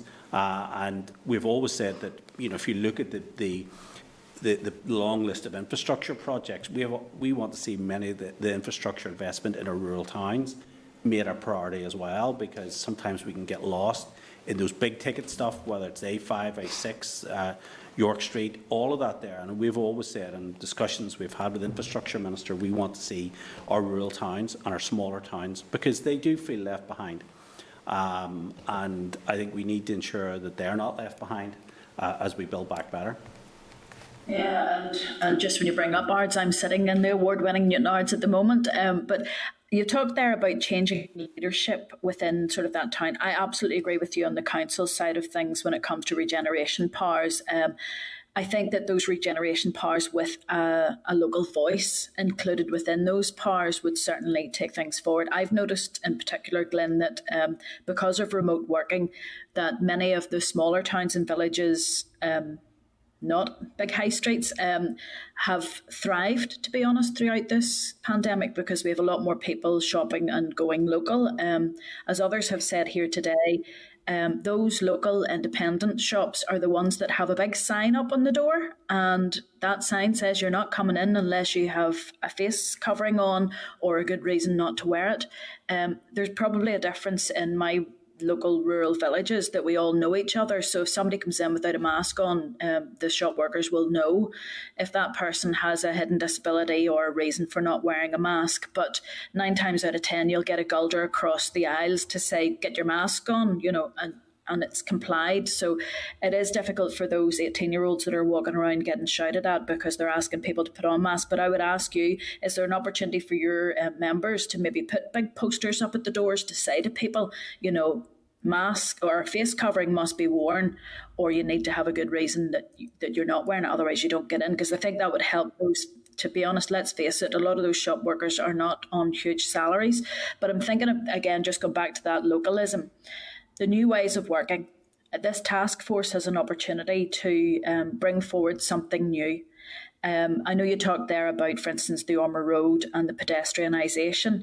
I'm a bit disappointed whenever owners of retail or go against that type of innovative ways of thinking. I know that Newtonards here, we had it with our chamber, as you know, as you've mentioned, they were quite innovative themselves when they had talked about having Saturdays where there was no cars, very successful, had a lot of the traders out on market stalls and encouraging people to go into local shops. But the other things that they're looking at is later opening hours to deal with commuters coming back, dealing with remote workers, doing things that are after the school times. Is there anything that way that we can do to ensure that your members, I suppose, take the confidence that we will buy in their stores if their stores are safe for us to be in and their stores have a new way of working themselves? So it's not 9 to 5 anymore. It's about recognising the fact that there are a lot of people who won't go into shops anymore. They're terrified to do so, no matter how safe they are, because they want that remote online ordering. So what sort of work is your members, or are your members doing to develop that new way of working and to engage with their customers to consider what this new way of working might look like? Well, just maybe if I can, just take your first point about posters. Before the executive rolled out their campaign in relation to face covers, we made sure every single one of our members had a template poster. So those posters went up, and our campaign that we were doing through social media was out before the executive did theirs. We've similarly produced more material for our members, a 5-point reminder that we have, which covers 5 basic points, whether face covers, sanitising, social distancing, be kind to shop staff and support independence. So we put that 5-point reminder out on Facebook, directly communicating. In fact, we paid for Facebook ads to reach consumers directly to ensure that they are aware of their responsibilities. And this has to be the individual responsibility of consumers and shoppers. Quite frankly, I mean, I've touched on the difficulties about shop staff enforcing this, but similarly, the police can't be everywhere at once. And do you know, I mean, I think some of the points you raise, the virus is in this community, and it's only by the community coming together that we can reduce the levels of transmission. And I was just sort of reflecting there on back in March, April, and May when we were all out clapping our NHS heroes.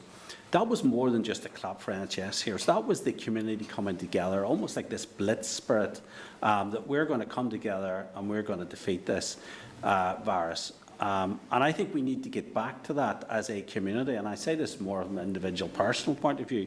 We need to come back and get that sort of spirit of May, April, and get that community determination that we're going to see this through. I think your points about local areas, about pedestrianisation, that's why we want to see the empowerment of those local communities, local chambers, local businesses, ordinary citizens able to affect that change themselves and do what's right for their town centre. And that's what localism is all about. We've actually went further and said, look, we need to have localism and steroids. Localism isn't just about supporting independent retailers or supporting local town centres. It's about changing that leadership model. And I think our councils have a key role to play that. Local chambers of commerce, and we proactively work with local chambers of commerce. They have such an important role in affecting change in town centres and city centres, and having that sort of partnership model with councils as well. So I do think that a necessary and important step is those regeneration powers, because I definitely do think that if we're serious about that empowerment of local communities and giving locally elected councillors a greater input into changing their local high streets, I think is a common sense step forward. Can I just ask, Glyn, I look out my window here today, and even in award-winning Newtonards, the number of shutters that are down is is really terrifying. I'm just wondering, have you had any conversations with local councils about the percentage increase in the number of closures that have happened with retailers over the last year, and what the impact that's going to have on rates for those councils? Well, I think it's fair to say before the pandemic, Northern Ireland had the highest shop vacancy rate in the UK. In fact, nearly twice the UK. Now, goodness knows where that is now. It's off the scale. There's absolute doubt about that. And, sadly, that's going to get worse before it will get better. So that's why I think it's important that every town centre has a vacancy strategy. And I think it's asking the questions, and I suppose looking at those vacant buildings, those vacant shops, and rather than sort of seeing them as the failures of the past, look at them as the opportunities in the future. And you know what? I mean, I've talked about town centres and high streets being experiences in retail and hospitality, but they also have to be living communities. They also have to be service providers. They also have to be places where people can mix. And I think there's a lot of new thinking in terms of this sort of retail futurology debate about the 15-minute town and city. So there's a ton of new ideas out there. Our town centres can't stand still. And rates, fixing our broken, antiquated system of business rates has to be a huge priority for this executive. We cannot go forward while having businesses pay the highest levels of business rates anywhere in the UK by a long way. You have a situation in some towns and some cities in Northern Ireland where independent retailers are actually paying more in many respects than the likes of Carnaby Street and Oxford Street in London in terms of the rates poundage. It is absolute, and I think that was why, we had consistently said that we needed a rethink, and I think it's good the Department of Finance, and this was set up before devolution returned, in terms of what a fundamental review of business rates. We hope to meet the Finance Minister very soon to see how that can be brought forward. But, we're never going to get our town centres or high streets right while we have this broken, antiquated system of business rates. Yes, it's good the Finance Minister has introduced a rates holiday, but that's going to run out very soon, and we need to think what are the next steps, both in terms of short-term COVID recovery, but also the long-term viability of our high streets. No, you're absolutely right. And just to say, this 4-week period now, while retail is open, hospitality will be closed, and it is going to be difficult yet again for traders. And just to say that I'm sticking to their guidance at this stage because I want to be able to spend money and to be able to meet friends on the street in the run-up to Christmas. But thank you very much, Glyn. Okay, thank you. Kelly, Robin, did you have a question or comment? Not so much, Chair, and many of the points of sane and sensible have been covered. I suppose really I'd be interested to know a little bit about the work being done in England, and maybe, Chair, through you, if Glyn has a paper that could be supplied, I think that would be. I was going to suggest that we maybe get a research briefing on other best practice as well. So, but if you have any information. Well, I do think it might be useful in that effect. Obviously, the chair of the High Streets Task Force was over. He met with the First Minister and I think one of the junior ministers in the TUO. I think that was good that he did that, and I think he's. But what I would say, it would be useful maybe, and I'm happy to give this to your clerk, to ask him to make a presentation, because I think and this is something that we've actually raised even before COVID, because there's a lots of good practice, like for instance in the Northern Powerhouse, about how some of the councils have got sort of devolution deals, how they've used new powers, particularly in the north of England. So I think there's a lots of good projects there, good practice, and good models of partnership that we could learn of. Equalise as well. I think there's some good work being done in Dublin City Centre as well. Very conscious of what their bid is doing in Dublin City Centre. So there's models of good practice. But I think certainly, it's not for me to speak for the chair of the English High Streets Task Force, but I'm fairly certain that he would be open to a presentation. Okay, Chair, can I just, like you, disappointed that the executive haven't taken the matter forward. I have to say that. You've told us who you think might be on from your side, from the executive side in terms of which departments.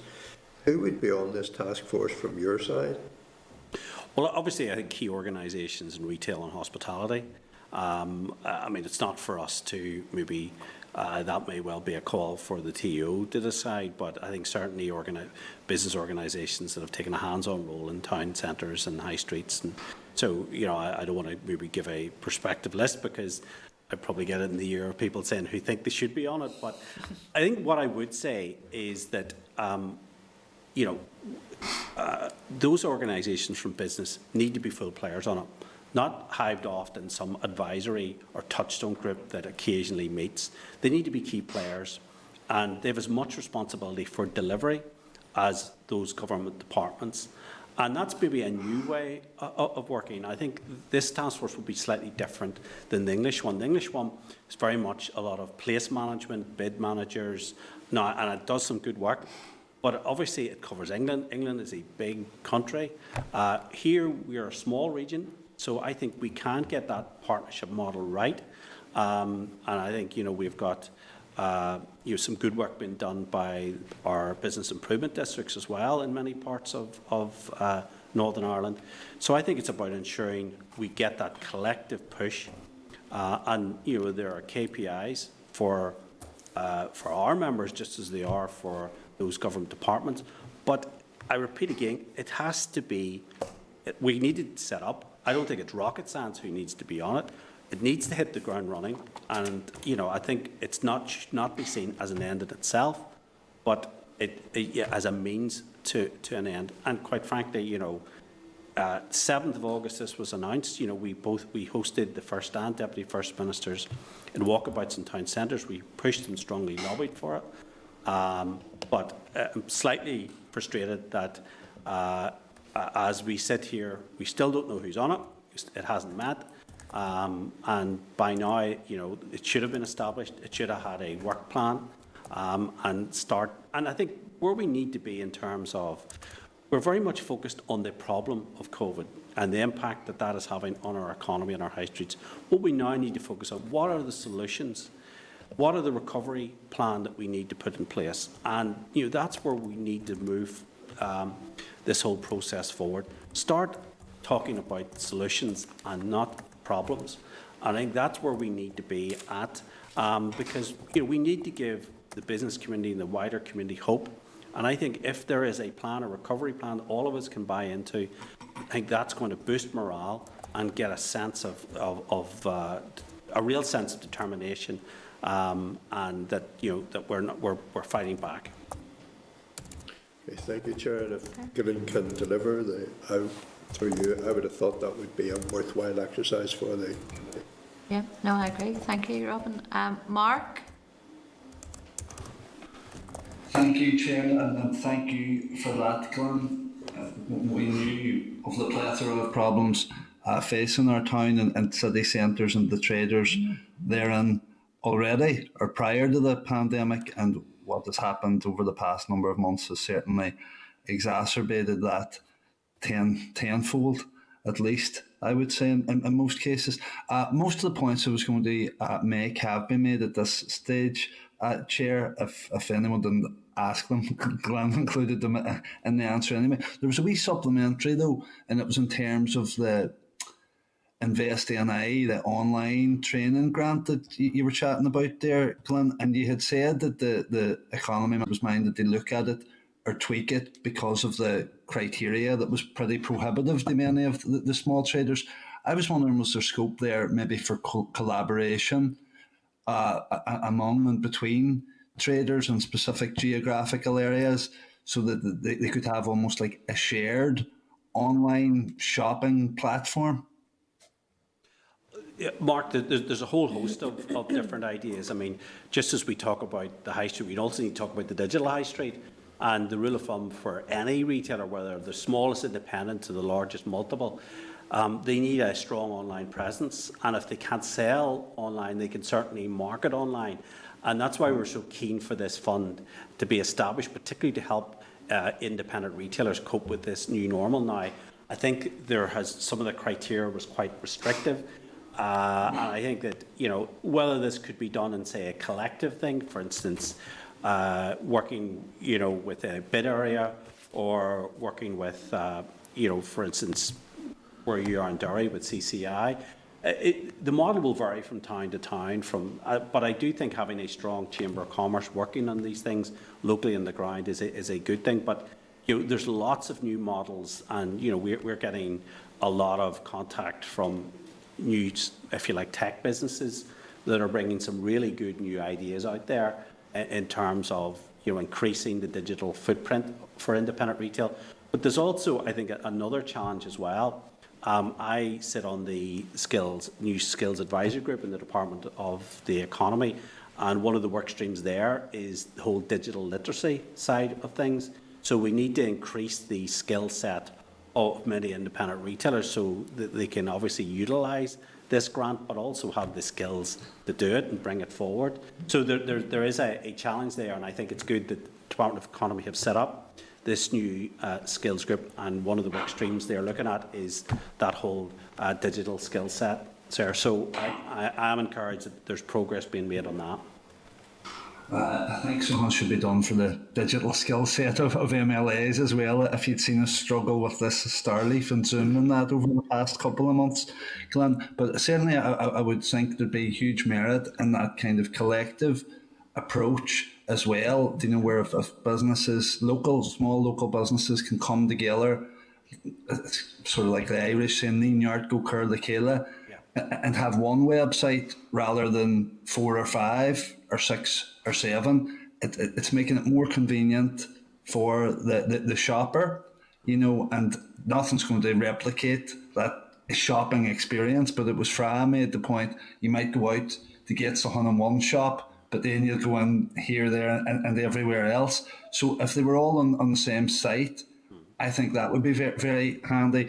When you look at the big boys that they're up against, your Amazons and that, where it's just so bloody convenient, for people can get anything on there. I think it's important to maximise the choice that people have, and that will maximise the opportunities for the local businesses.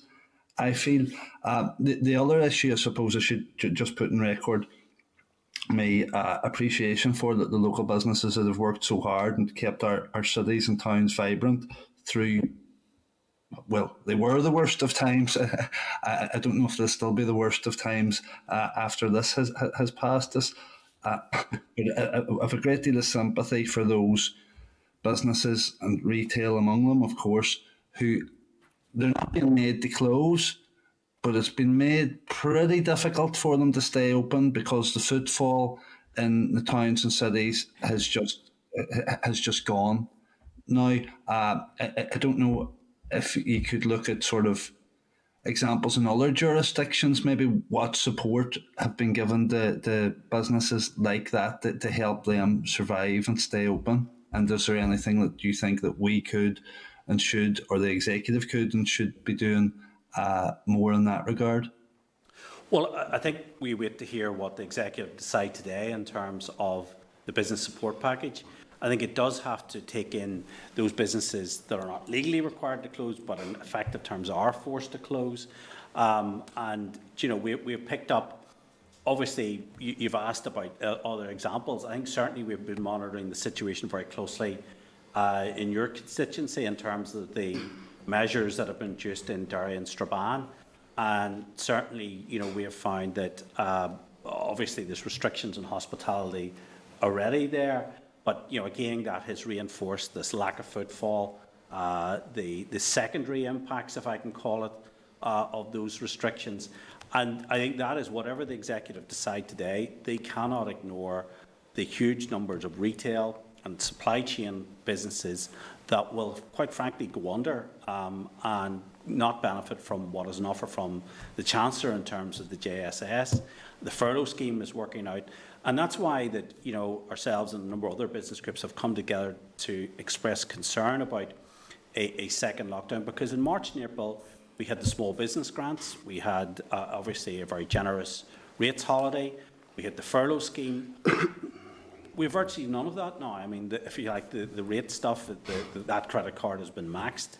There are no more small business grants, and the furlough scheme is going in a matter of days. And we have a JSS scheme which is only there for legally required businesses that are closing, or businesses are legally required to close.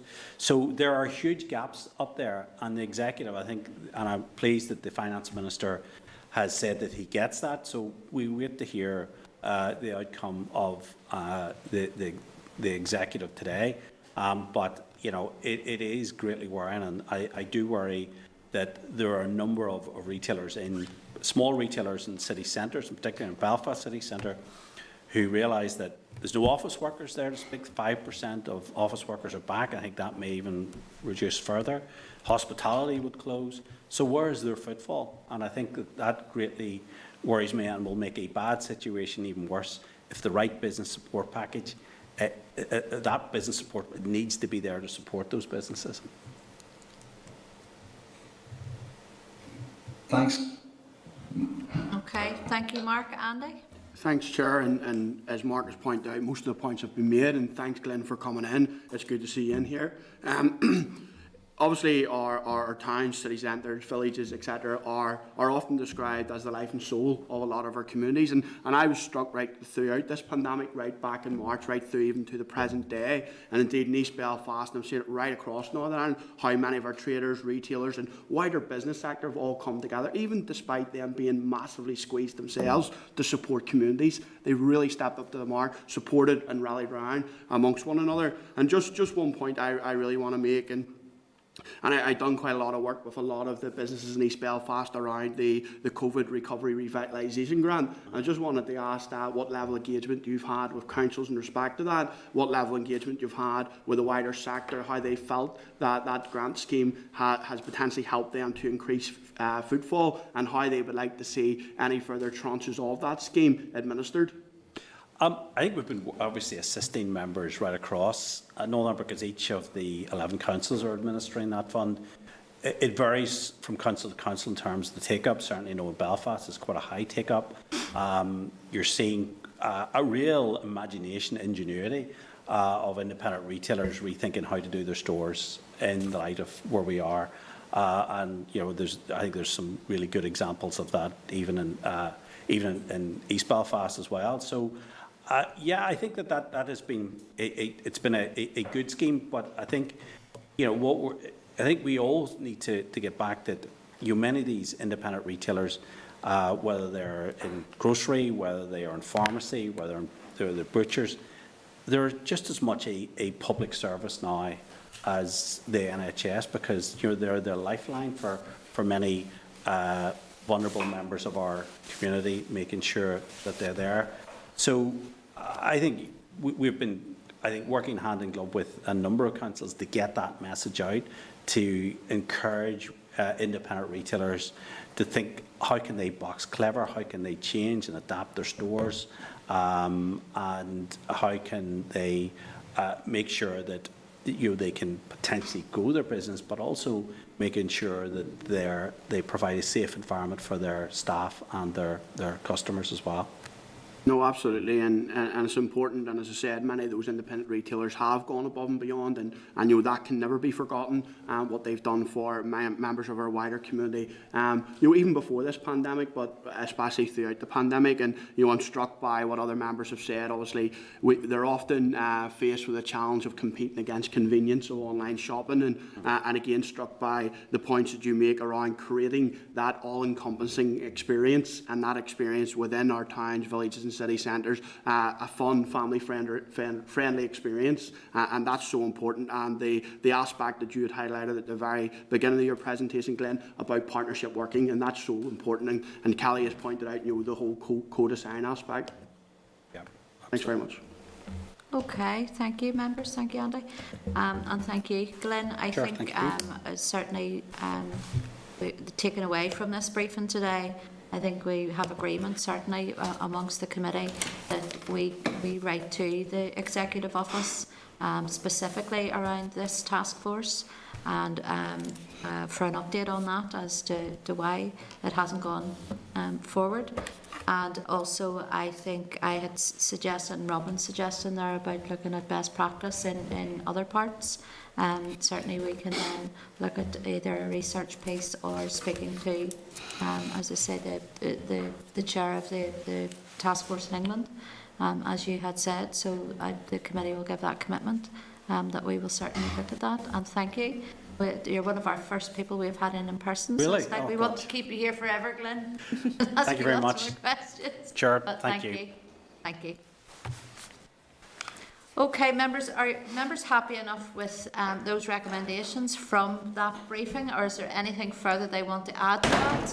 Are you happy enough that we go ahead with those? Kelly, you wanted to come in? Yes, Chair, I think you're absolutely right that we need to write to the Executive Office to ask for an update about that High Streets Task Force. But Glyn also mentioned a vacancy strategy. It might be worthwhile, I'm assuming it would be the Department of the Economy, that we could maybe write to the Minister there to ask, is there a vacancy strategy, or is there one planned, or what discussions has there been with councils? Because we know that the councils have already made a presentation to yourselves about their dire financial situation, and any loss of rates for them is going to have a huge impact. So if we're able to deal or to find out what's happening with that vacancy rates and vacancy strategy, that might be useful too. Okay, Robin is reminding me here that that would be the Department of Finance. So it would, so yeah, we can certainly do that as well. Okay, members, anything else following on from that briefing they want to, or all agreed that we go on to our next agenda item then? Yeah, okay. We're going to then move then on to agenda item 7, which is a departmental briefing on additional legislative consent motion on the Westminster Pensions Bill. Members, you'll find your papers for this item are at page 40 of your meeting pack. And can I welcome to the meeting via Starleaf, Jerry McCann and Doreen Roy.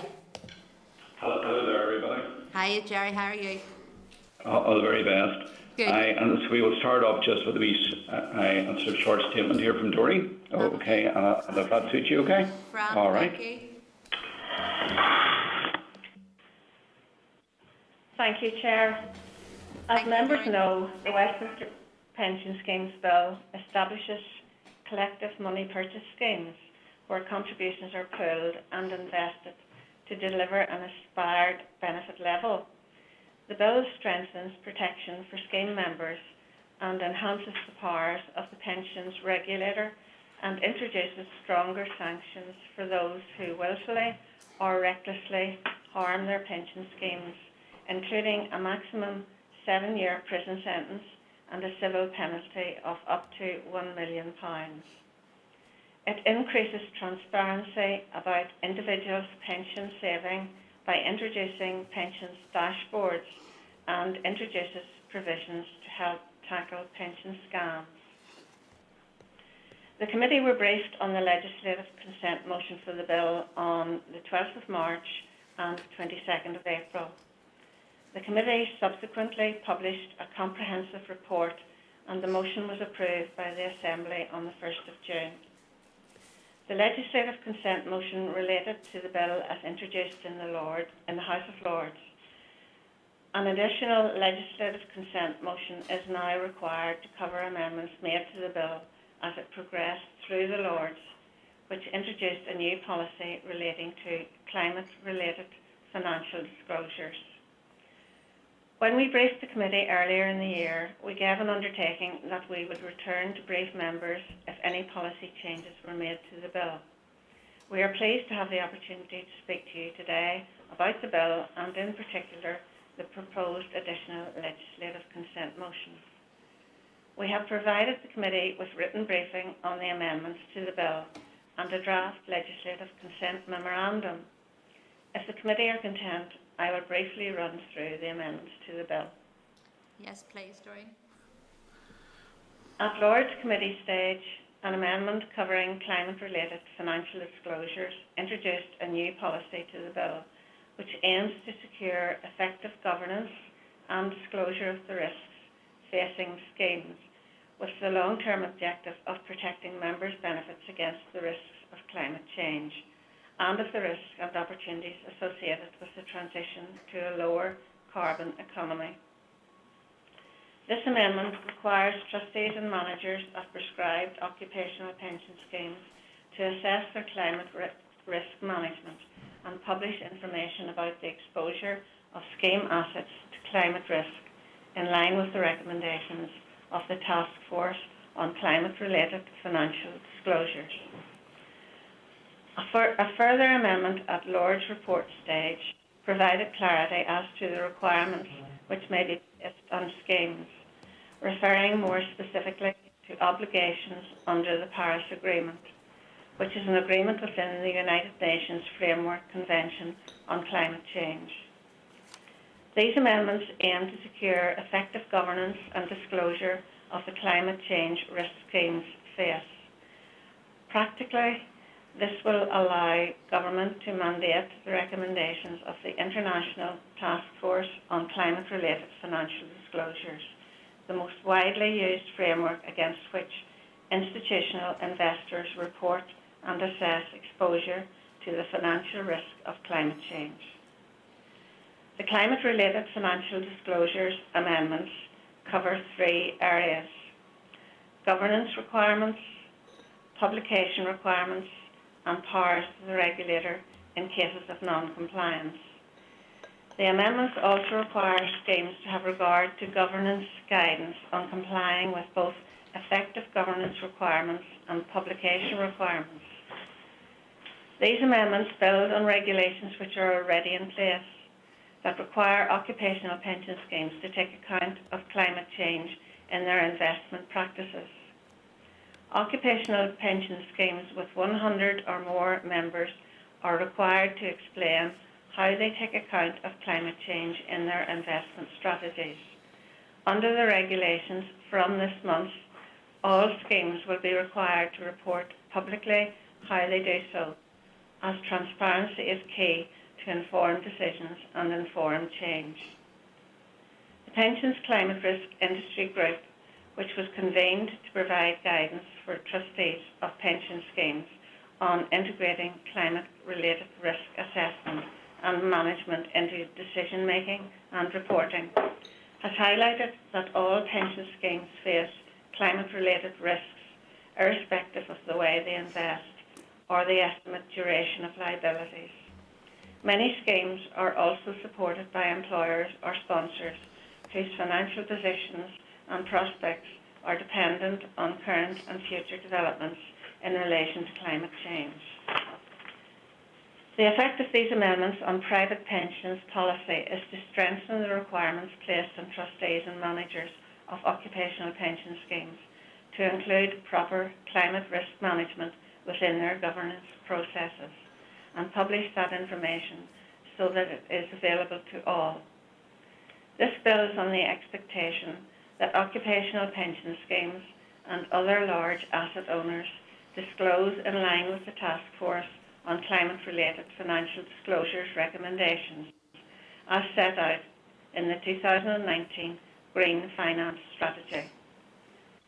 Climate change is expected to have a significant impact on pension schemes' assets and returns for savers, both through the risks of a warmer planet and the transition to a lower carbon economy. Therefore, it is only right that long-term investors, such as trustees, are informed and empowered to take action to address these risks and protect the retirement savings of scheme members. These measures will ensure pension schemes are in a good position to play a role in the change to a sustainable, low-carbon economy. The committee were made aware of the Department for Work and Pensions consultation, taking action on climate risk, improving governance and reporting by occupational pension schemes on the 17th of September. This consultation seeks views on policy proposals to require trustees of larger occupational pension schemes and authorised schemes to have effective governance, strategy, risk management and accompanying metrics and targets for the assessment and management of climate risks and opportunities. It proposes a wide-ranging set of measures to introduce this, including calculating the carbon footprint of pension schemes and assessing how the value of the scheme's assets or liabilities would be affected by different temperature rise scenarios, including the ambitions on limiting the global average temperature rise set out in the Paris Agreement. On the 2nd of October, in a letter to the DWP Minister for Pensions, the Financial Conduct Authority outlined a framework to align its climate risk reporting requirements with those flowing from the Pension Schemes Bill. This move will ensure asset managers and Financial Conduct Authority regulated pension schemes are required to report on their assets' climate risks in line with recommendations from the internationally recognised Task Force on Climate Financial Disclosures. Since the bill was introduced, other amendments have also been made to add further detail on policies already in the bill. If members are content, I shall briefly run through these amendments. In summary, the amendments provide for a charge cap for collective defined contribution schemes. The existing charge cap set in regulations at 0.75% provides an important protection for members in the default arrangements of money purchase schemes used for automatic enrolment.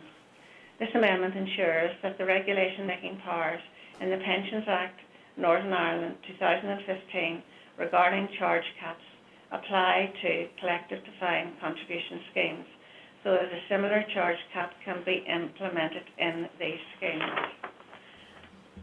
A transfer rights amendment to enable the Department for Communities to prescribe conditions that must be satisfied before scheme trustees and managers can permit an individual to exercise their statutory right to transfer their pension savings out of an unfunded public service defined benefit scheme and into another pension scheme arrangement. This amendment aims to safeguard members of unfunded public sector schemes from targeting by criminals and fraudsters. A further transfer rights amendment to clarify that in prescribed circumstances, the trustees or managers of a scheme are not required to carry out a person's request to transfer pension benefits to a different scheme unless they are satisfied that the person concerned has obtained prescribed guidance or information on pension transfers. This is with a view to limiting pension scams. A pensions dashboard amendment to make it clear that there will be a public service pensions dashboard as well as commercial dashboards. Amendments have also been made regarding the use of delegated powers in relation to collective money purchase benefits. The delegated powers for the authorisation criteria, subordinate legislation, will be confirmatory at all usages. The delegated power for the transfer rights will also be subject to the confirmatory procedure. This is in line with the corresponding powers relating to GB legislation. An amendment has also been made to clarify an existing power allowing for the modification of statutory provision to make it clear which provisions may be amended and for which purposes. The amendments are generally seen as positive measures which optimise this opportunity to legislate for pension schemes, to better help people plan for the future and to protect people's pensions. Further detail on these provisions will be set out in subordinate legislation made by the Department for Communities and subject to Assembly control. The bill has consumer protection at its heart, and it would be advantageous for people in Northern Ireland to benefit fully from all of these policies at the same time as people in Britain. Although pensions is a devolved matter, in general, pensions policy and legislation here operate in line with corresponding pension provision in England, Scotland and Wales, in line with Section 87 of the Northern Ireland Act 1998. In addition, the Pensions Regulator, the Pensions Ombudsman and the Pensions Protection Fund all operate UK-wide. The Assembly has already agreed that the Westminister Bill should contain provision for NI. In view of this, it is sensible that the amendments should also apply here in order to ensure that what is in effect a single system of pensions can continue to function. As many schemes operating here are UK-wide schemes, it is highly desirable that the same regulatory framework is in place here within the same time frame as in Britain to facilitate compliance, planning and enforcement. The Secretary of State for Work and Pensions asked the Minister for Communities to consent to the NI provisions relating to climate-related financial disclosures remaining in the bill. Minister Hargey agreed to this and confirmed that she would bring forward a further legislative consent motion to cover the new provisions in the bill. The NI amendments I have detailed mirror those made for Britain elsewhere in the bill. Importantly, under the bill, the power to make subordinate legislation and to commence provisions relating to devolved matters will vest in the Department for Communities. Likewise, the powers of control over the subordinate legislation will vest in the Assembly.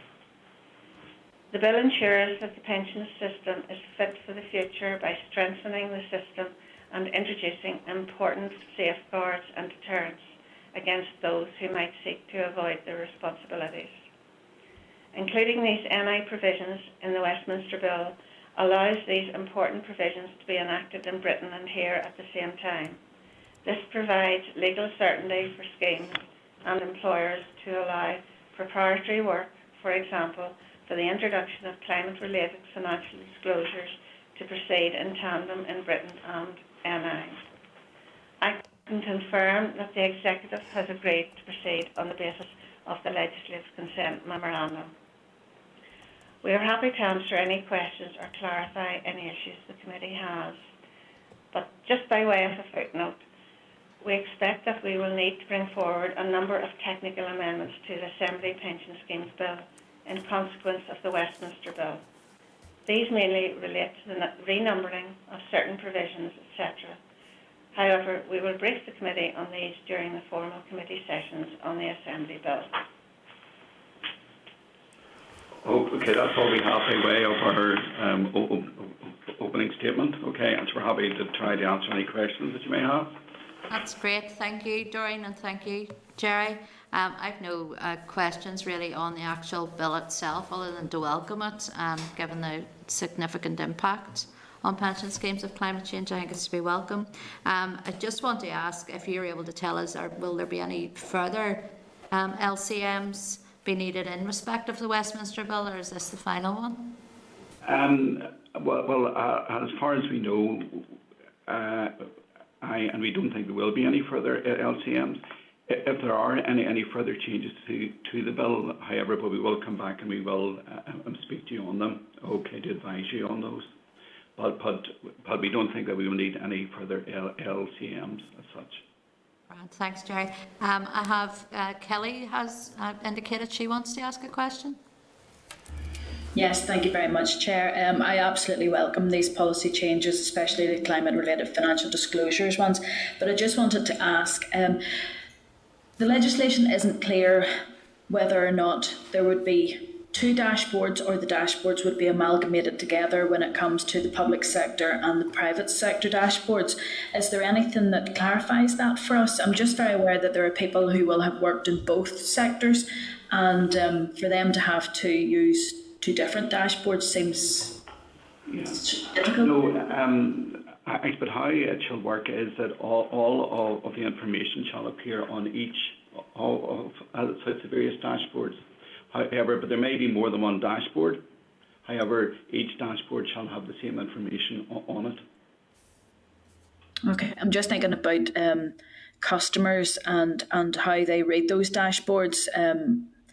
Pensions are complicated enough. I'm just thinking, so that means that this legislation, the way I read it, was that there would be separate dashboards as opposed to a customer being able to go in, log in and see all of their information in one place. No, sorry. Okay, just to clarify, I suppose each customer shall be able to see all of its information on each of the various dashboards. It's just there may be more than one. Okay, various firms might want to operate their own dashboard because that's where their members go to normally for their information, for example, to the scheme. However, but it shall have the same information as should be held on any other of such various pensions dashboards. But it's just it shall be possible for there to be more than one dashboard, but each one shall hold the same range of information. Okay, just disappointing that there isn't a requirement for all the dashboards to collate into one. We already know that there's so many people who move around different jobs in their lifetime, and having to find where all their pensions are, it can cause a lot of heartache when a person comes to pension age. But no, thank you very much for that. Well, just to clarify, but there will be one which will be run actually by the Money and Pension Service. Oh, okay, which is really such public sector body.